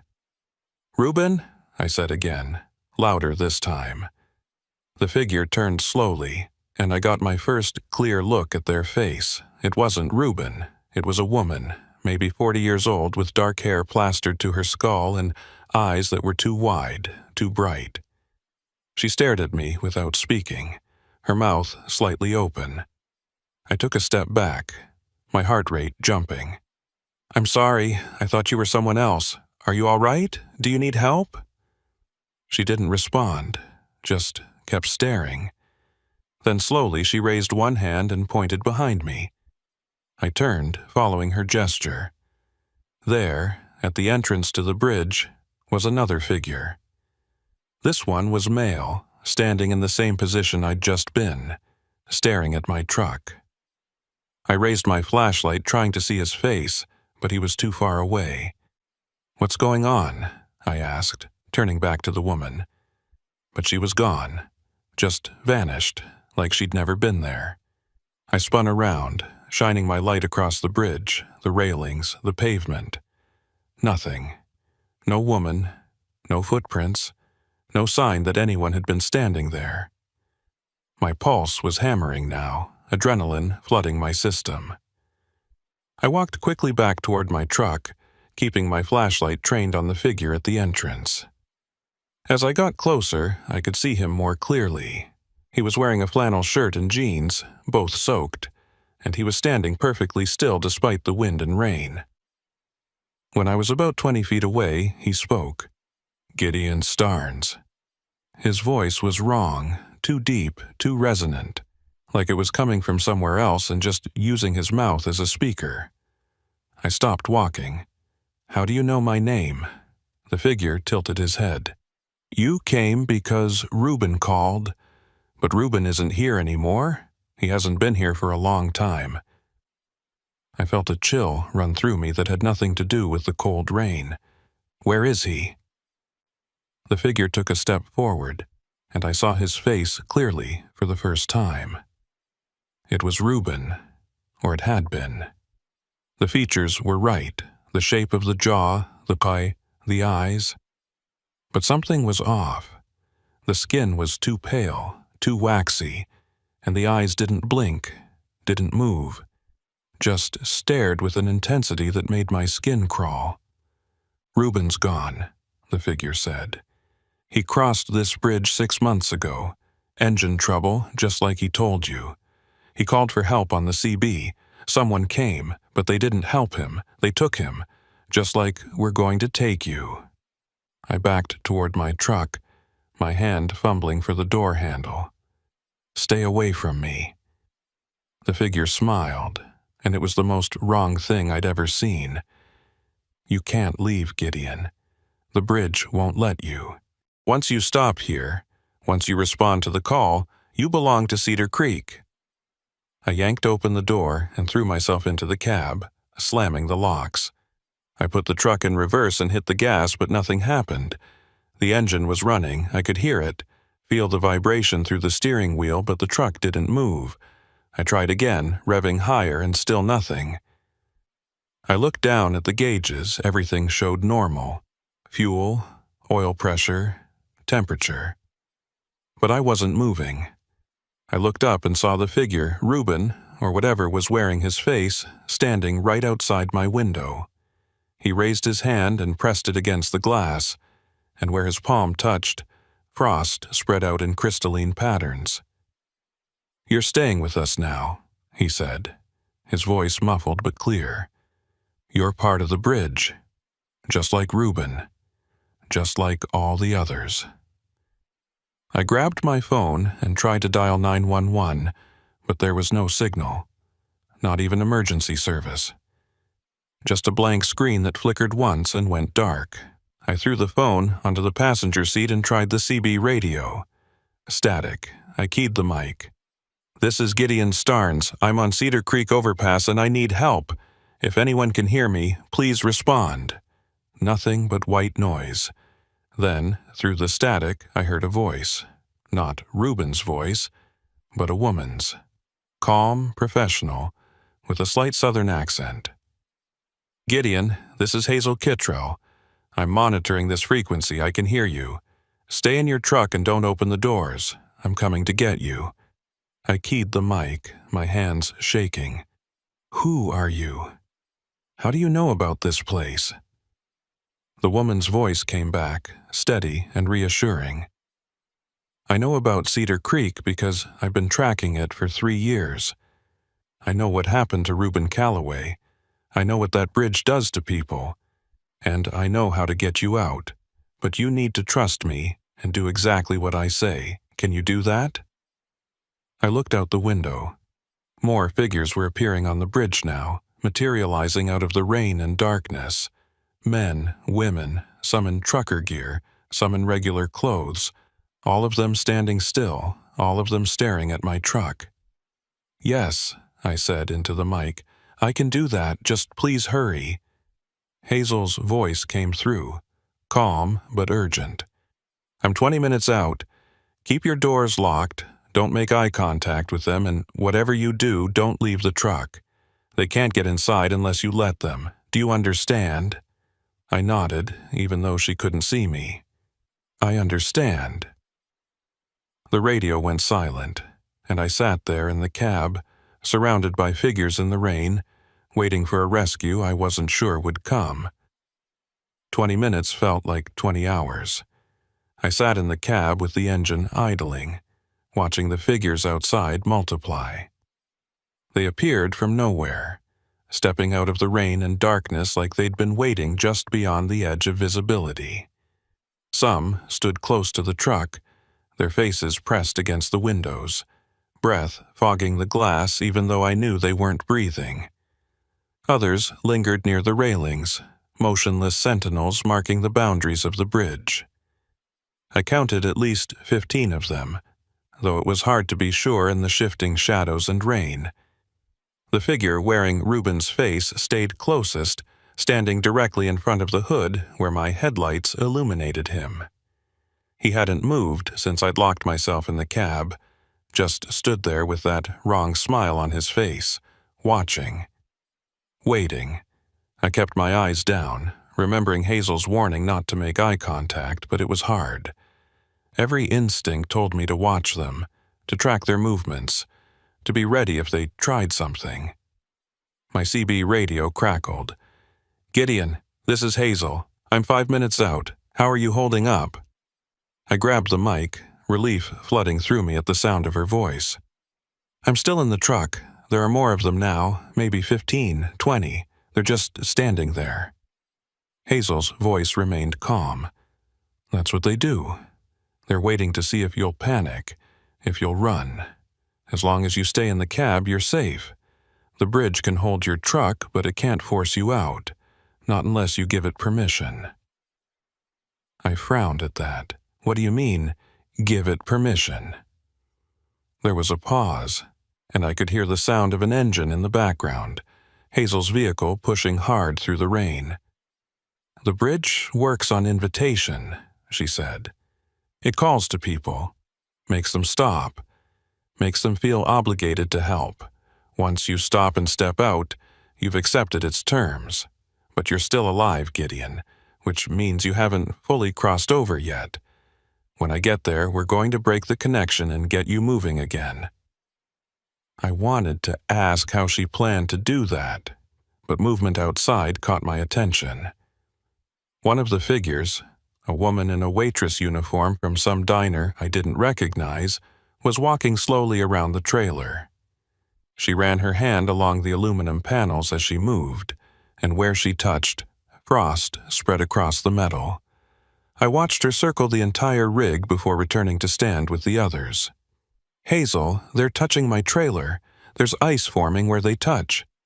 Her response was immediate and sharp. "Don't let them distract you. They're testing the boundaries, seeing how much influence they have. Keep your eyes forward and stay focused on my voice. I'm almost there." I forced myself to look away from the figures and stared straight ahead at the empty road beyond the bridge. The rain hammered the windshield, the wipers slapping back and forth in a rhythm that was almost hypnotic. Then I saw headlights in the distance, 2 bright points cutting through the darkness. A vehicle was approaching from the far side of the bridge, moving fast. The figures turned to look, their movements synchronized in a way that made my skin crawl. The vehicle slowed as it neared the bridge, and I could see it was a pickup truck. Older model, dark green or maybe black, hard to tell in the rain. It stopped just short of the entrance, and someone stepped out. Even from this distance I could tell it was a woman. She was wearing a long coat and a wide-brimmed hat that shed water like a roof.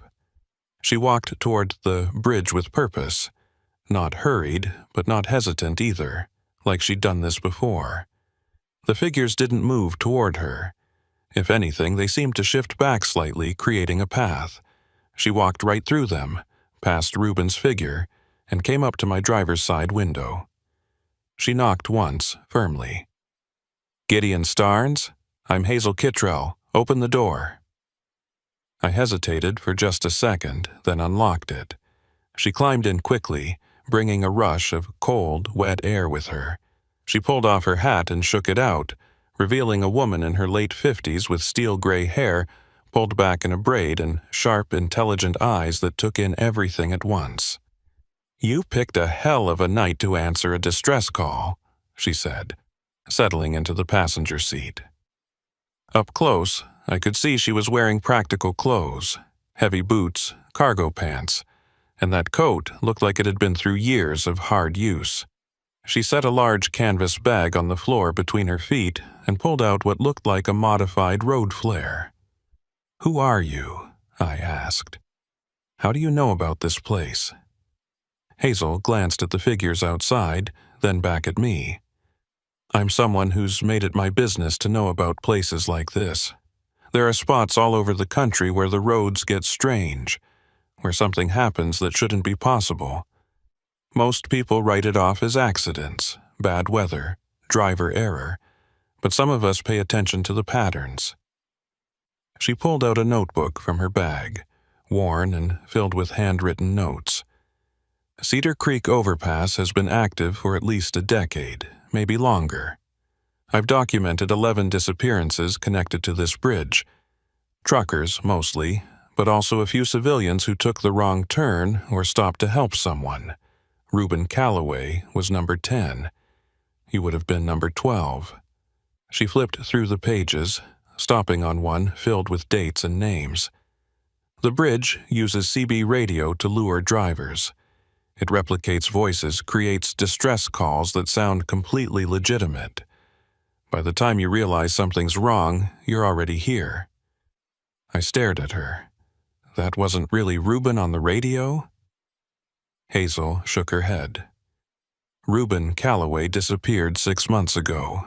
His truck was found abandoned on this bridge, engine running, doors open, no sign of him. The official report said he probably fell from the bridge, that the body washed downstream. But I know different. He's here, or what's left of him is here." She gestured toward the figure still standing in front of my headlights. "That thing out there, it's using his appearance, his voice, his memories. The bridge consumes people, and then it uses them as bait to lure others. It's been doing it for years, building a collection." I felt sick. "How do we get out of here?" Hazel pulled out the modified flare and a small electronic device that looked like a modified radio scanner. "The bridge is holding your truck in place using some kind of electromagnetic field. I can disrupt it, but only for a few seconds. When I do, you need to drive, fast. Don't stop, don't slow down, just floor it and get off this span, understand?" I nodded, my hands already moving to the gear shift. "What about you?" She smiled grimly. "I'll be right behind you in my truck. But Gideon, listen carefully. Once we break the field, those things out there are going to try to stop us. They'll move in front of the truck, they'll grab at the doors, they'll do whatever they can to keep us here. You cannot stop. If you hit one of them, you keep going. They're not alive, not really. They're echoes, projections. Running through them won't hurt anyone." I looked out at the figures, at the thing wearing Reuben's face. "I don't know if I can do that." Hazel grabbed my shoulder, her grip firm. "You have to, because if you don't, you'll end up like them, standing on this bridge for eternity, calling to other drivers, watching as more people fall into the same trap. Is that what you want?" I shook my head. "No." She released my shoulder and pulled out the flare, twisting it to activate. "Then get ready. On my signal, you drive." She opened the passenger door and stepped back out into the rain. I watched her walk around to the front of my truck, the flare held high. The figures turned to watch her, their movements slow and deliberate. Hazel stopped about 10 feet in front of my bumper, right next to Reuben's figure, and raised the electronic device. She pressed a button, and a high-pitched whine filled the air, so loud I could hear it even inside the cab with the windows closed. The effect was immediate. The figures jerked backward like they'd been hit with an invisible wave. Some of them flickered, their forms becoming translucent, unstable. Reuben's figure stumbled, his face contorting into something that wasn't human at all, just angles and shadows and rage. Hazel held the device steady, then struck the flare against the pavement. It ignited with a brilliant white light that cut through the rain like a searchlight. "Now!" she shouted, her voice barely audible over the whine. "Drive now!" I slammed the truck into first gear and floored the gas. The tires spun for a second, then caught. The truck lurched forward, and I felt the resistance break, like a rope snapping under tension. I shifted into second, then third, accelerating as fast as I dared on the wet pavement. The figures scattered, but not fast enough. I drove straight through where Reuben's figure had been standing, and it dissolved into mist as my bumper passed through it. I kept my eyes forward, both hands locked on the wheel, watching the far end of the bridge rush toward me. Behind me, I could see Hazel sprinting back to her truck in my side mirror. She reached it, jumped in, and her engine roared to life. She accelerated hard, following right behind me. The figures were reforming, trying to block the road, but the white light from the flare was still burning where Hazel had dropped it, and they couldn't seem to cross that barrier. I cleared the bridge and kept driving, not slowing until I'd put at least a mile between me and Cedar Creek overpass. Finally, I pulled onto the shoulder and put the truck in neutral, my hands shaking so badly I could barely hold the wheel. Hazel's truck pulled up behind me, and she got out and walked up to my window. I rolled it down. "You did good," she said. "Most people freeze up or panic. You kept your head." I let out a shaky breath. "What the hell was that back there? What is that bridge?" Hazel leaned against the door, rain dripping from her hat. "Honestly, I don't know. I've got theories. Some places, something happens that tears a hole in reality. Trauma, death, desperation, all concentrated in one spot. The bridge becomes a kind of trap, feeding on whatever falls into it. The more it takes, the stronger it gets." I thought about Reuben, about his voice on the CB, asking for help. Is there any way to save them? The people it's taken? Hazel's expression darkened. "No. Once the bridge has you, you're gone. What walks around on that span? Those aren't people anymore. They're recordings, impressions left behind. The real people, whoever they were, they're long gone." She straightened up. "You should get back on the road. Put distance between you and this place. And, Gideon, do yourself a favor. Don't answer distress calls on back roads anymore. Not in Oregon, not anywhere. You never know what's really on the other end." I wanted to argue, wanted to say that you can't just ignore people who need help, but after what I'd just seen, I wasn't sure anymore. "What about you?" I asked. "What are you going to do?" Hazel smiled, though it didn't reach her eyes. "I'm going to keep tracking places like this, documenting them, warning people when I can. Someone has to." She pulled a business card from her pocket and handed it to me. It had just a phone number, nothing else. "If you ever come across something strange on the road, something that doesn't feel right, call that number. Leave a message. I'll look into it." I took the card and slipped it into my wallet. "Thank you, Hazel. You saved my life." She nodded once, then turned and walked back to her truck. I watched her drive away, heading back toward the bridge, and I wondered what she was going to do there. Then I put my rig in gear and got back on the road, heading north toward Portland.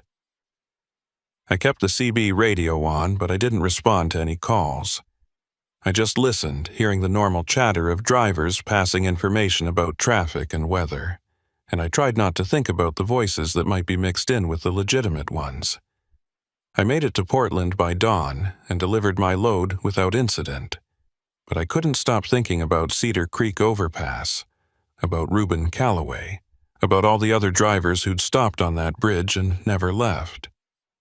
I started asking around at truck stops, talking to other drivers, carefully bringing up the subject of strange CB calls and disappearances in Oregon.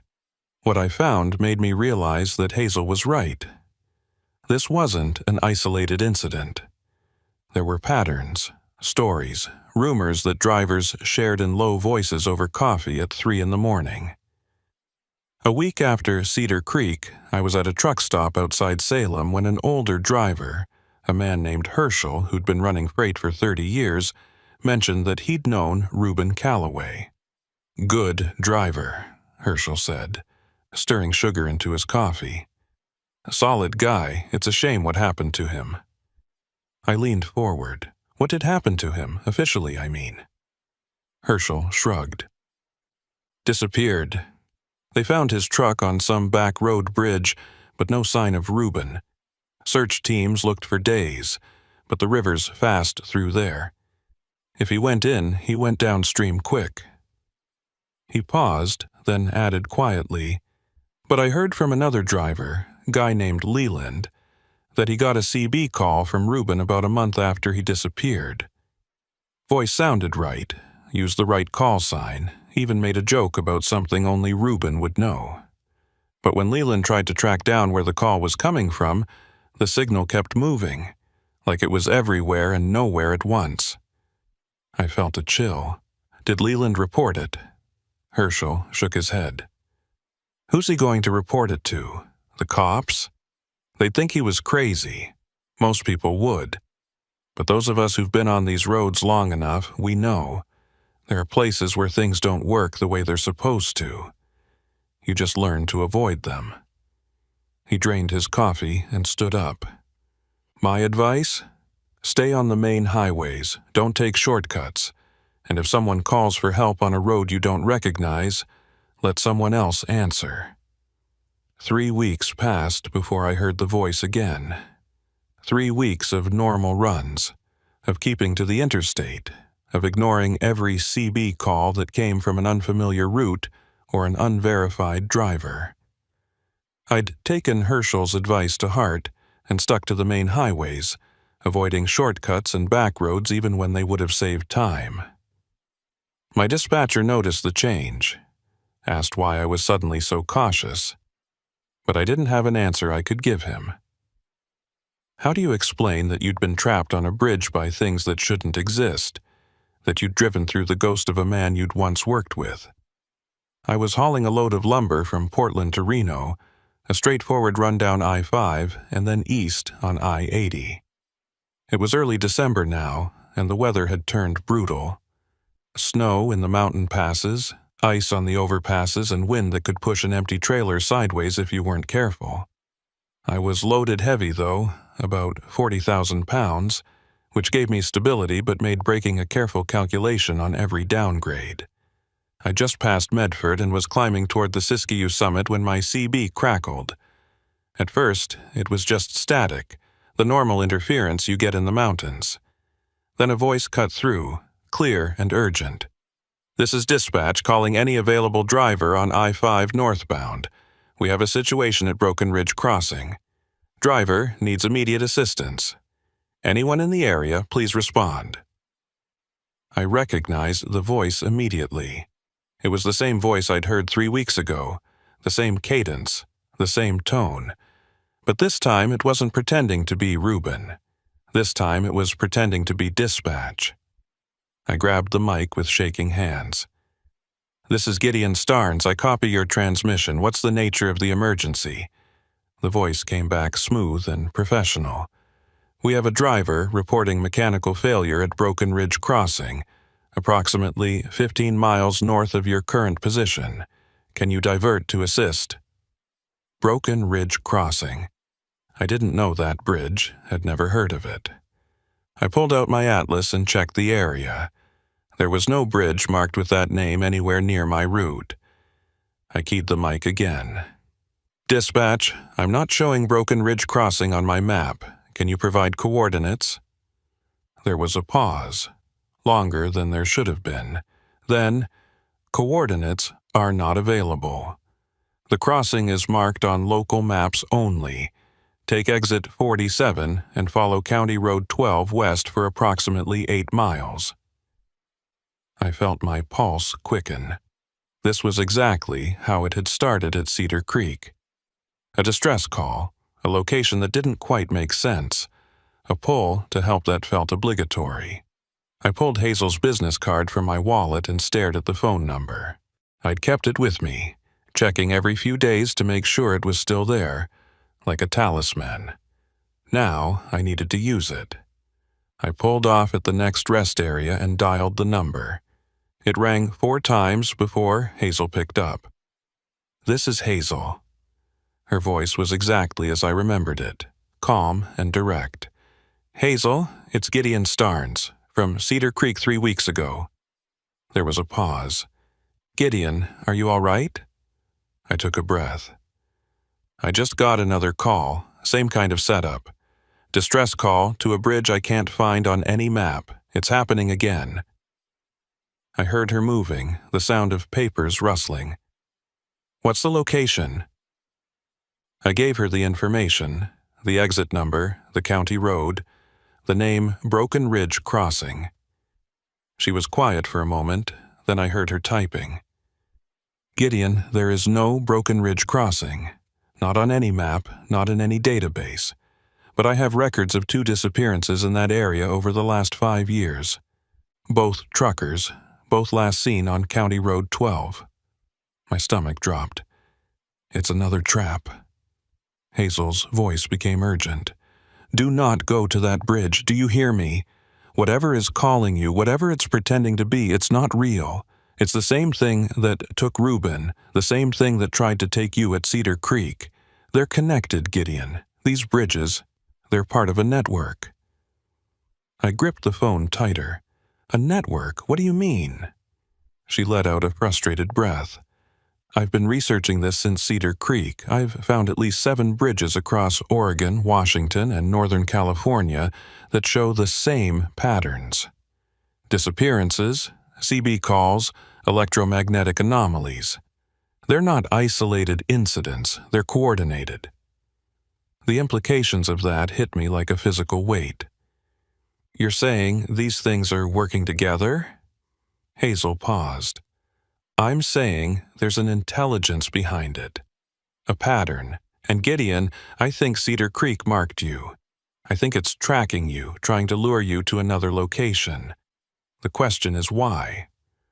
I looked out at the empty rest area, at the few trucks scattered across the lot, at the mountains rising dark against the evening sky. "What do I do?"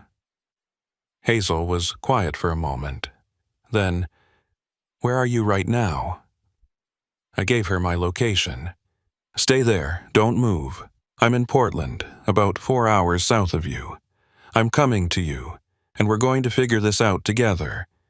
But Gideon, if you get another call, if anything tries to redirect you, you ignore it.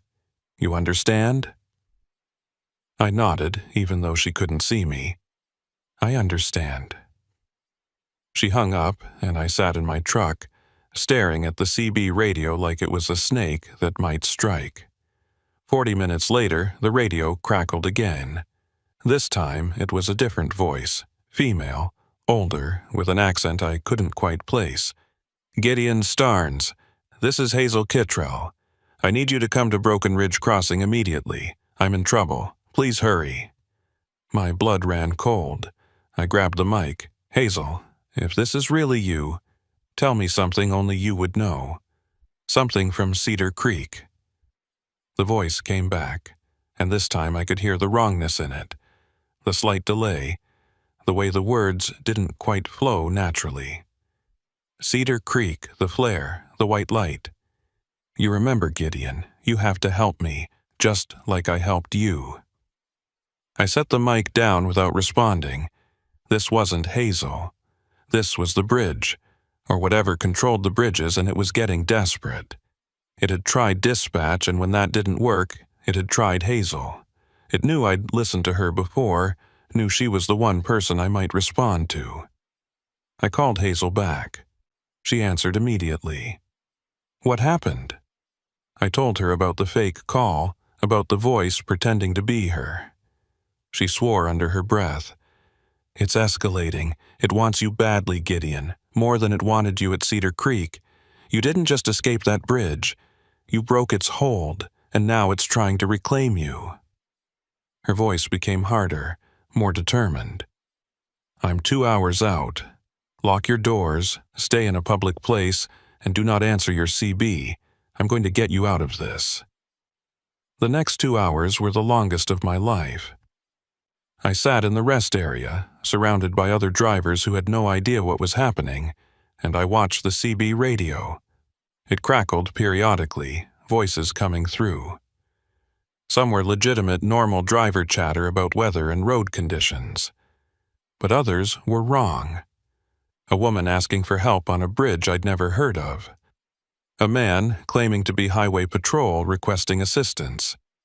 A child's voice, young and scared, saying they were lost. That last one nearly broke me. Everything in me wanted to respond, wanted to help. But I remembered what Hazel had said. These weren't real people. They were lures, bait designed to exploit the instinct that makes truckers look out for each other. I turned the volume down until it was barely audible and focused on staying calm. Hazel arrived at 9 p.m., pulling into the rest area in her dark green pickup. She parked next to my truck and climbed out, carrying the same canvas bag I'd seen at Cedar Creek. She knocked on my door, and I let her in. She looked tired, her eyes rimmed with red like she hadn't slept in days, but her expression was focused and determined. "Show me the CB," she said. I turned up the volume, and immediately a voice came through. It was Reuben again, or the thing wearing his voice. "Gideon, I'm at Broken Ridge Crossing. I've been waiting for you. Why didn't you come?" Hazel listened, her jaw tight. She pulled out the electronic device she'd used at Cedar Creek and held it near the CB speaker. The device chirped and beeped, displaying readings I didn't understand. "It's definitely the same source," she said. "Same frequency modulation, same electromagnetic signature. Whatever's at Broken Ridge is connected to Cedar Creek." She looked at me. "Gideon, I need to ask you something, and I need you to be honest. When we escaped Cedar Creek, did anything touch you? Did any of those figures make physical contact?" I thought back to that night, to the desperate drive across the bridge, to the figures dissolving as I passed through them. "No," I said. "I stayed in the truck. Nothing touched me." Hazel frowned. "Then how is it tracking you? How does it know where you are?" She pulled out her notebook and flipped through pages filled with diagrams and notes. "Unless," she looked up at me suddenly, "your CB. They communicated through your CB at Cedar Creek. What if they left something behind? A marker, a signal, something that lets them track your location?" I stared at the radio. "You're saying my CB is compromised?" Hazel nodded slowly. "It's the only explanation that makes sense. They know where you are because your radio is broadcasting your location. It's like a homing beacon." I reached for the radio, ready to tear it out of the dashboard, but Hazel stopped me. "Wait, if we remove it now, we lose our advantage. Right now, they think they can still lure you. They think their calls are working. But if we use that against them, if we make them think you're coming to Broken Ridge, we can set a trap." I looked at her like she was crazy. "You want to go to that bridge? After everything we just talked about?" Hazel's eyes were hard, determined. "I want to end this. I've been tracking these bridges for 3 years, documenting disappearances, warning drivers when I can. But I've never had an opportunity like this. If we go to Broken Ridge, if we confront whatever's there, maybe we can figure out how to stop it, how to shut down the network." She leaned closer. "Gideon, how many more drivers are going to disappear if we don't do something? How many more Reubens?" I wanted to say no, wanted to tell her this was insane, that we should just destroy my CB and get as far away from Oregon as possible. But she was right. The calls wouldn't stop. The bridges would keep hunting, keep taking people, keep growing stronger. And if there was even a chance we could stop it, we had to try. "All right," I said. "What's the plan?" Hazel opened her bag and pulled out equipment. More flares, the electronic device, something that looked like a modified GPS unit, and a digital camera. "We're going to Broken Ridge, but we're going prepared. I've got enough flares to light up half the county, and this device," she held up the electronic disruptor, "I've modified it since Cedar Creek. It's stronger now, with a wider range. If we can get close enough to the source, to whatever's controlling these bridges, we might be able to disrupt it permanently." We spent the next hour planning. Hazel showed me maps she'd created, marking all 7 bridges she'd identified as part of the network. Cedar Creek was one. Broken Ridge was another. The others were scattered across 3 states, but they all showed the same patterns. She'd documented the electromagnetic readings at each site, the frequencies used in the CB calls, even the time of day when the bridges were most active. It was all there. 3 years of research condensed into a worn notebook. "The bridges are strongest at night," she explained. "Between midnight and 4 a.m. That's when most disappearances happen, but they're also more vulnerable then, more exposed. If we go during the active period, we have a better chance of finding the source." I checked my watch. It was 10:30 p.m. "Then we've got about an hour and a half." We took Hazel's truck. She said it was equipped with modifications that my rig didn't have, shielding around the electrical system, backup batteries, even a winch strong enough to pull us out if we got stuck. We left my truck at the rest area with the CB still on, broadcasting our location. "Let them think you're still there," Hazel said. "Let them think they're winning." The drive to County Road 12 took 40 minutes. The road was exactly as described in the fake dispatch call, a narrow strip of cracked asphalt that wound through dense forest. We passed no other vehicles, saw no houses, no signs of human presence except the road itself. The rain had started again, not as heavy as the night at Cedar Creek, but steady and cold. Broken Ridge Crossing appeared around a curve. It was smaller than Cedar Creek, maybe 100 feet long, spanning a ravine that I could barely see in the darkness. The bridge was old, constructed from wood and steel, with supports that looked like they'd been patched and repaired dozens of times. There were no lights, no reflectors, just the bridge itself silhouetted against the slightly lighter sky beyond. "There," Hazel said, pointing. "On the bridge." I looked and saw them. Figures, maybe a dozen of them, standing in a line across the span, waiting. Hazel pulled to a stop about 50 feet from the entrance and killed the engine. "Remember the plan. We stay in the truck, we activate the disruptor, and we see what happens.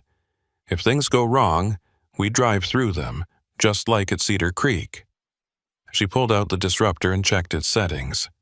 The device hummed to life, and I could feel a vibration through my chest, like standing too close to a bass speaker.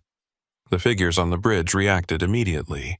They turned toward us, their movements synchronized, and began walking forward, slowly, deliberately. "They know we're here," I said.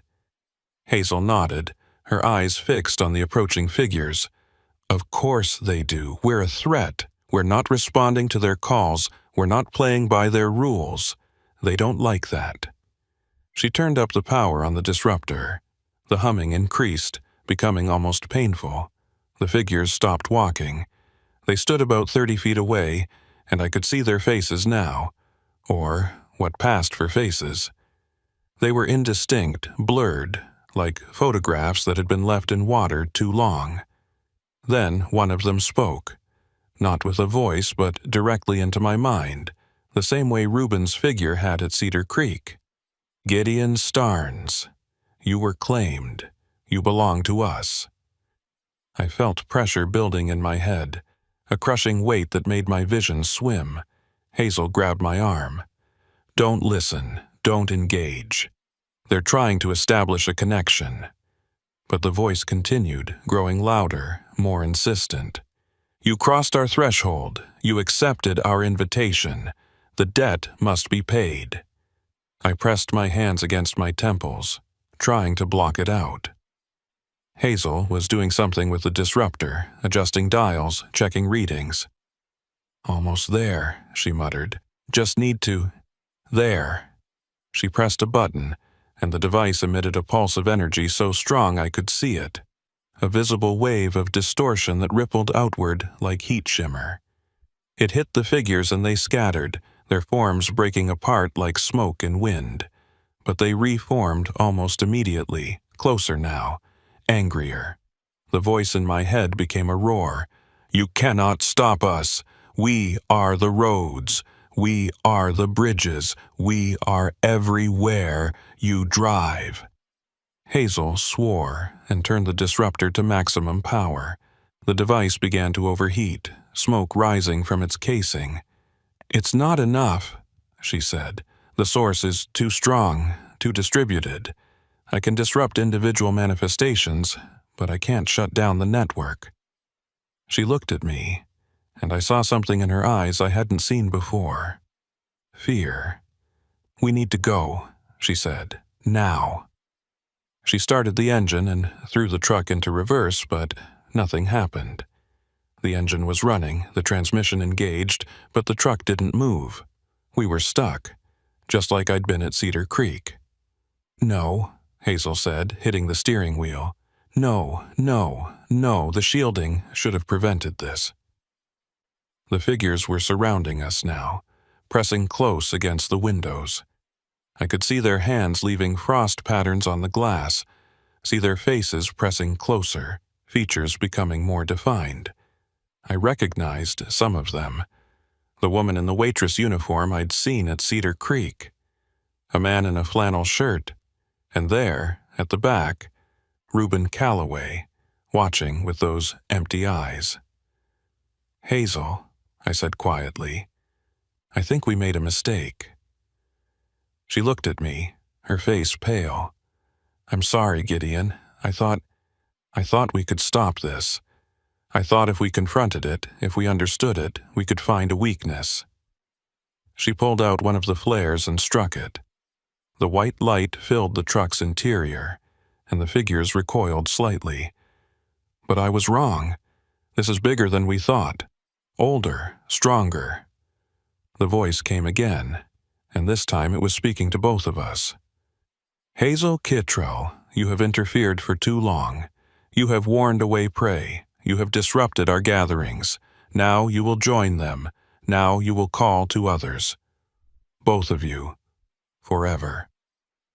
I felt something then, a pulling sensation like invisible hooks digging into my chest, trying to drag me out of the truck. I grabbed the door handle, holding on, fighting the urge to step outside. Beside me, Hazel was doing the same, her face twisted with effort. "The flares," she gasped. "Light all of them. It's our only chance." I grabbed the canvas bag and pulled out every flare inside, maybe 20 of them. I struck them one by one, throwing them out the window, surrounding the truck with points of brilliant white light. The figures shrieked, a sound I felt rather than heard, and pulled back. The pressure in my chest eased slightly. "It's working," Hazel said, "but it won't last. Those flares will burn out in 10 minutes, maybe less." She looked at me, and I saw resignation in her eyes. "Gideon, one of us needs to get out of here. One of us needs to survive to warn others, to keep documenting these places." I understood what she was saying, what she was about to do. "No," I said. "We both get out. We find another way." She smiled sadly. "There is no other way. The truck won't move. The disruptor's fried. All we have are the flares, and they're not enough to get both of us clear." She reached into her jacket and pulled out a small digital recorder. "Everything I know is on here. Every bridge, every disappearance, every pattern I've found. Take it. Keep recording. Keep warning people. Make my work mean something. She handed me the recorder and grabbed another flare. When I get out, when I draw them away from the truck, you're going to run. There's a logging road about a quarter-mile back the way we came. Follow it west until you hit Highway 97. Flag down a car, get to a police station, call someone. But you get away from here, you understand? I grabbed her arm. I can't let you do this. Hazel looked at me with clear, calm eyes. You don't have a choice. Neither of us do. This thing is going to take one of us tonight. Better it's me. I've been hunting it for 3 years. I knew what I was getting into. You're just a driver who tried to help someone. You deserve to go home. She opened the door before I could stop her, and the cold night air rushed in. She stepped out into the circle of flares, holding one high like a torch. "Come on," she shouted at the figures. "You want someone? You want prey? Come get me." The figures turned toward her, away from the truck. I saw my chance. I threw open my door and ran, sprinting away from the bridge, back toward the main road. Behind me, I heard Hazel's voice, strong and defiant, shouting challenges at the darkness. Then I heard her scream. I didn't look back. I couldn't. I just ran. I found the logging road and followed it, stumbling over roots and rocks in the darkness, my lungs burning. I ran for what felt like hours, but was probably only 20 minutes before I saw headlights on Highway 97.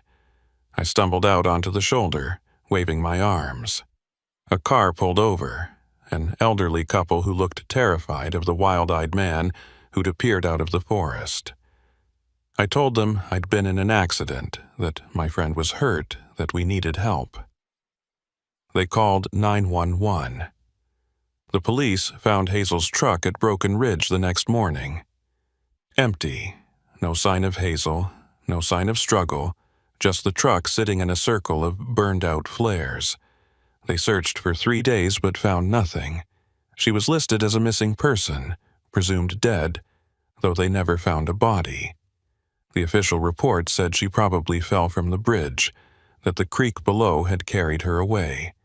I didn't correct them. I kept the digital recorder, listened to every entry, read every note. Hazel had documented hundreds of incidents across 7 states, patterns of disappearances that went back decades. She'd been right about the network. The bridges were connected, coordinated, hunting together, and she'd died trying to stop them. I quit driving after that, sold my truck, took a job at a warehouse in Portland. I couldn't be on the road anymore, couldn't risk hearing those voices, couldn't risk another bridge. But I kept Hazel's work alive. I created a website, anonymous, posting her research. I monitored CB frequencies, listening for distress calls that didn't sound right. When I found them, I posted warnings. I became what Hazel had been. A watcher, a warner. It's been 8 months now. 8 months since Broken Ridge. 8 months since I lost Hazel. And last night I got a call. My cell phone, which should be impossible because I've never given the number to anyone connected to the bridges. The voice on the other end was female, calm, with a slight southern accent. "Gideon, this is Hazel Kittrell. I'm monitoring this frequency. I can hear you. I need your help. Please come to Broken Ridge. I've been waiting." I hung up without responding. But I know what it means. The bridges have Hazel now. They're using her voice, her identity, her memories, just like they used Reuben, just like they'll use anyone who gets too close. I should destroy my phone, change my number, move somewhere far from any bridge. But I won't, because someone has to keep watching. Someone has to keep warning. Someone has to remember the people who were taken. And sometimes, late at night when I can't sleep, I wonder if Hazel's still in there somewhere. If some part of her consciousness survived, trapped in that network of bridges calling out to the one person who might understand. And I wonder if answering would be brave or stupid. If going back to Broken Ridge would be an act of rescue or suicide. I don't know the answer. But I keep her recorder charged. I keep monitoring the frequencies, and I keep waiting for the day when I'll have to make that choice. Because I owe her that much. I owe her everything. The bridges are still out there, still calling, still taking, and somewhere in that network of stone and steel and something darker, Hazel Kittrell is watching the roads, just like she always did. Only now she's on the other side.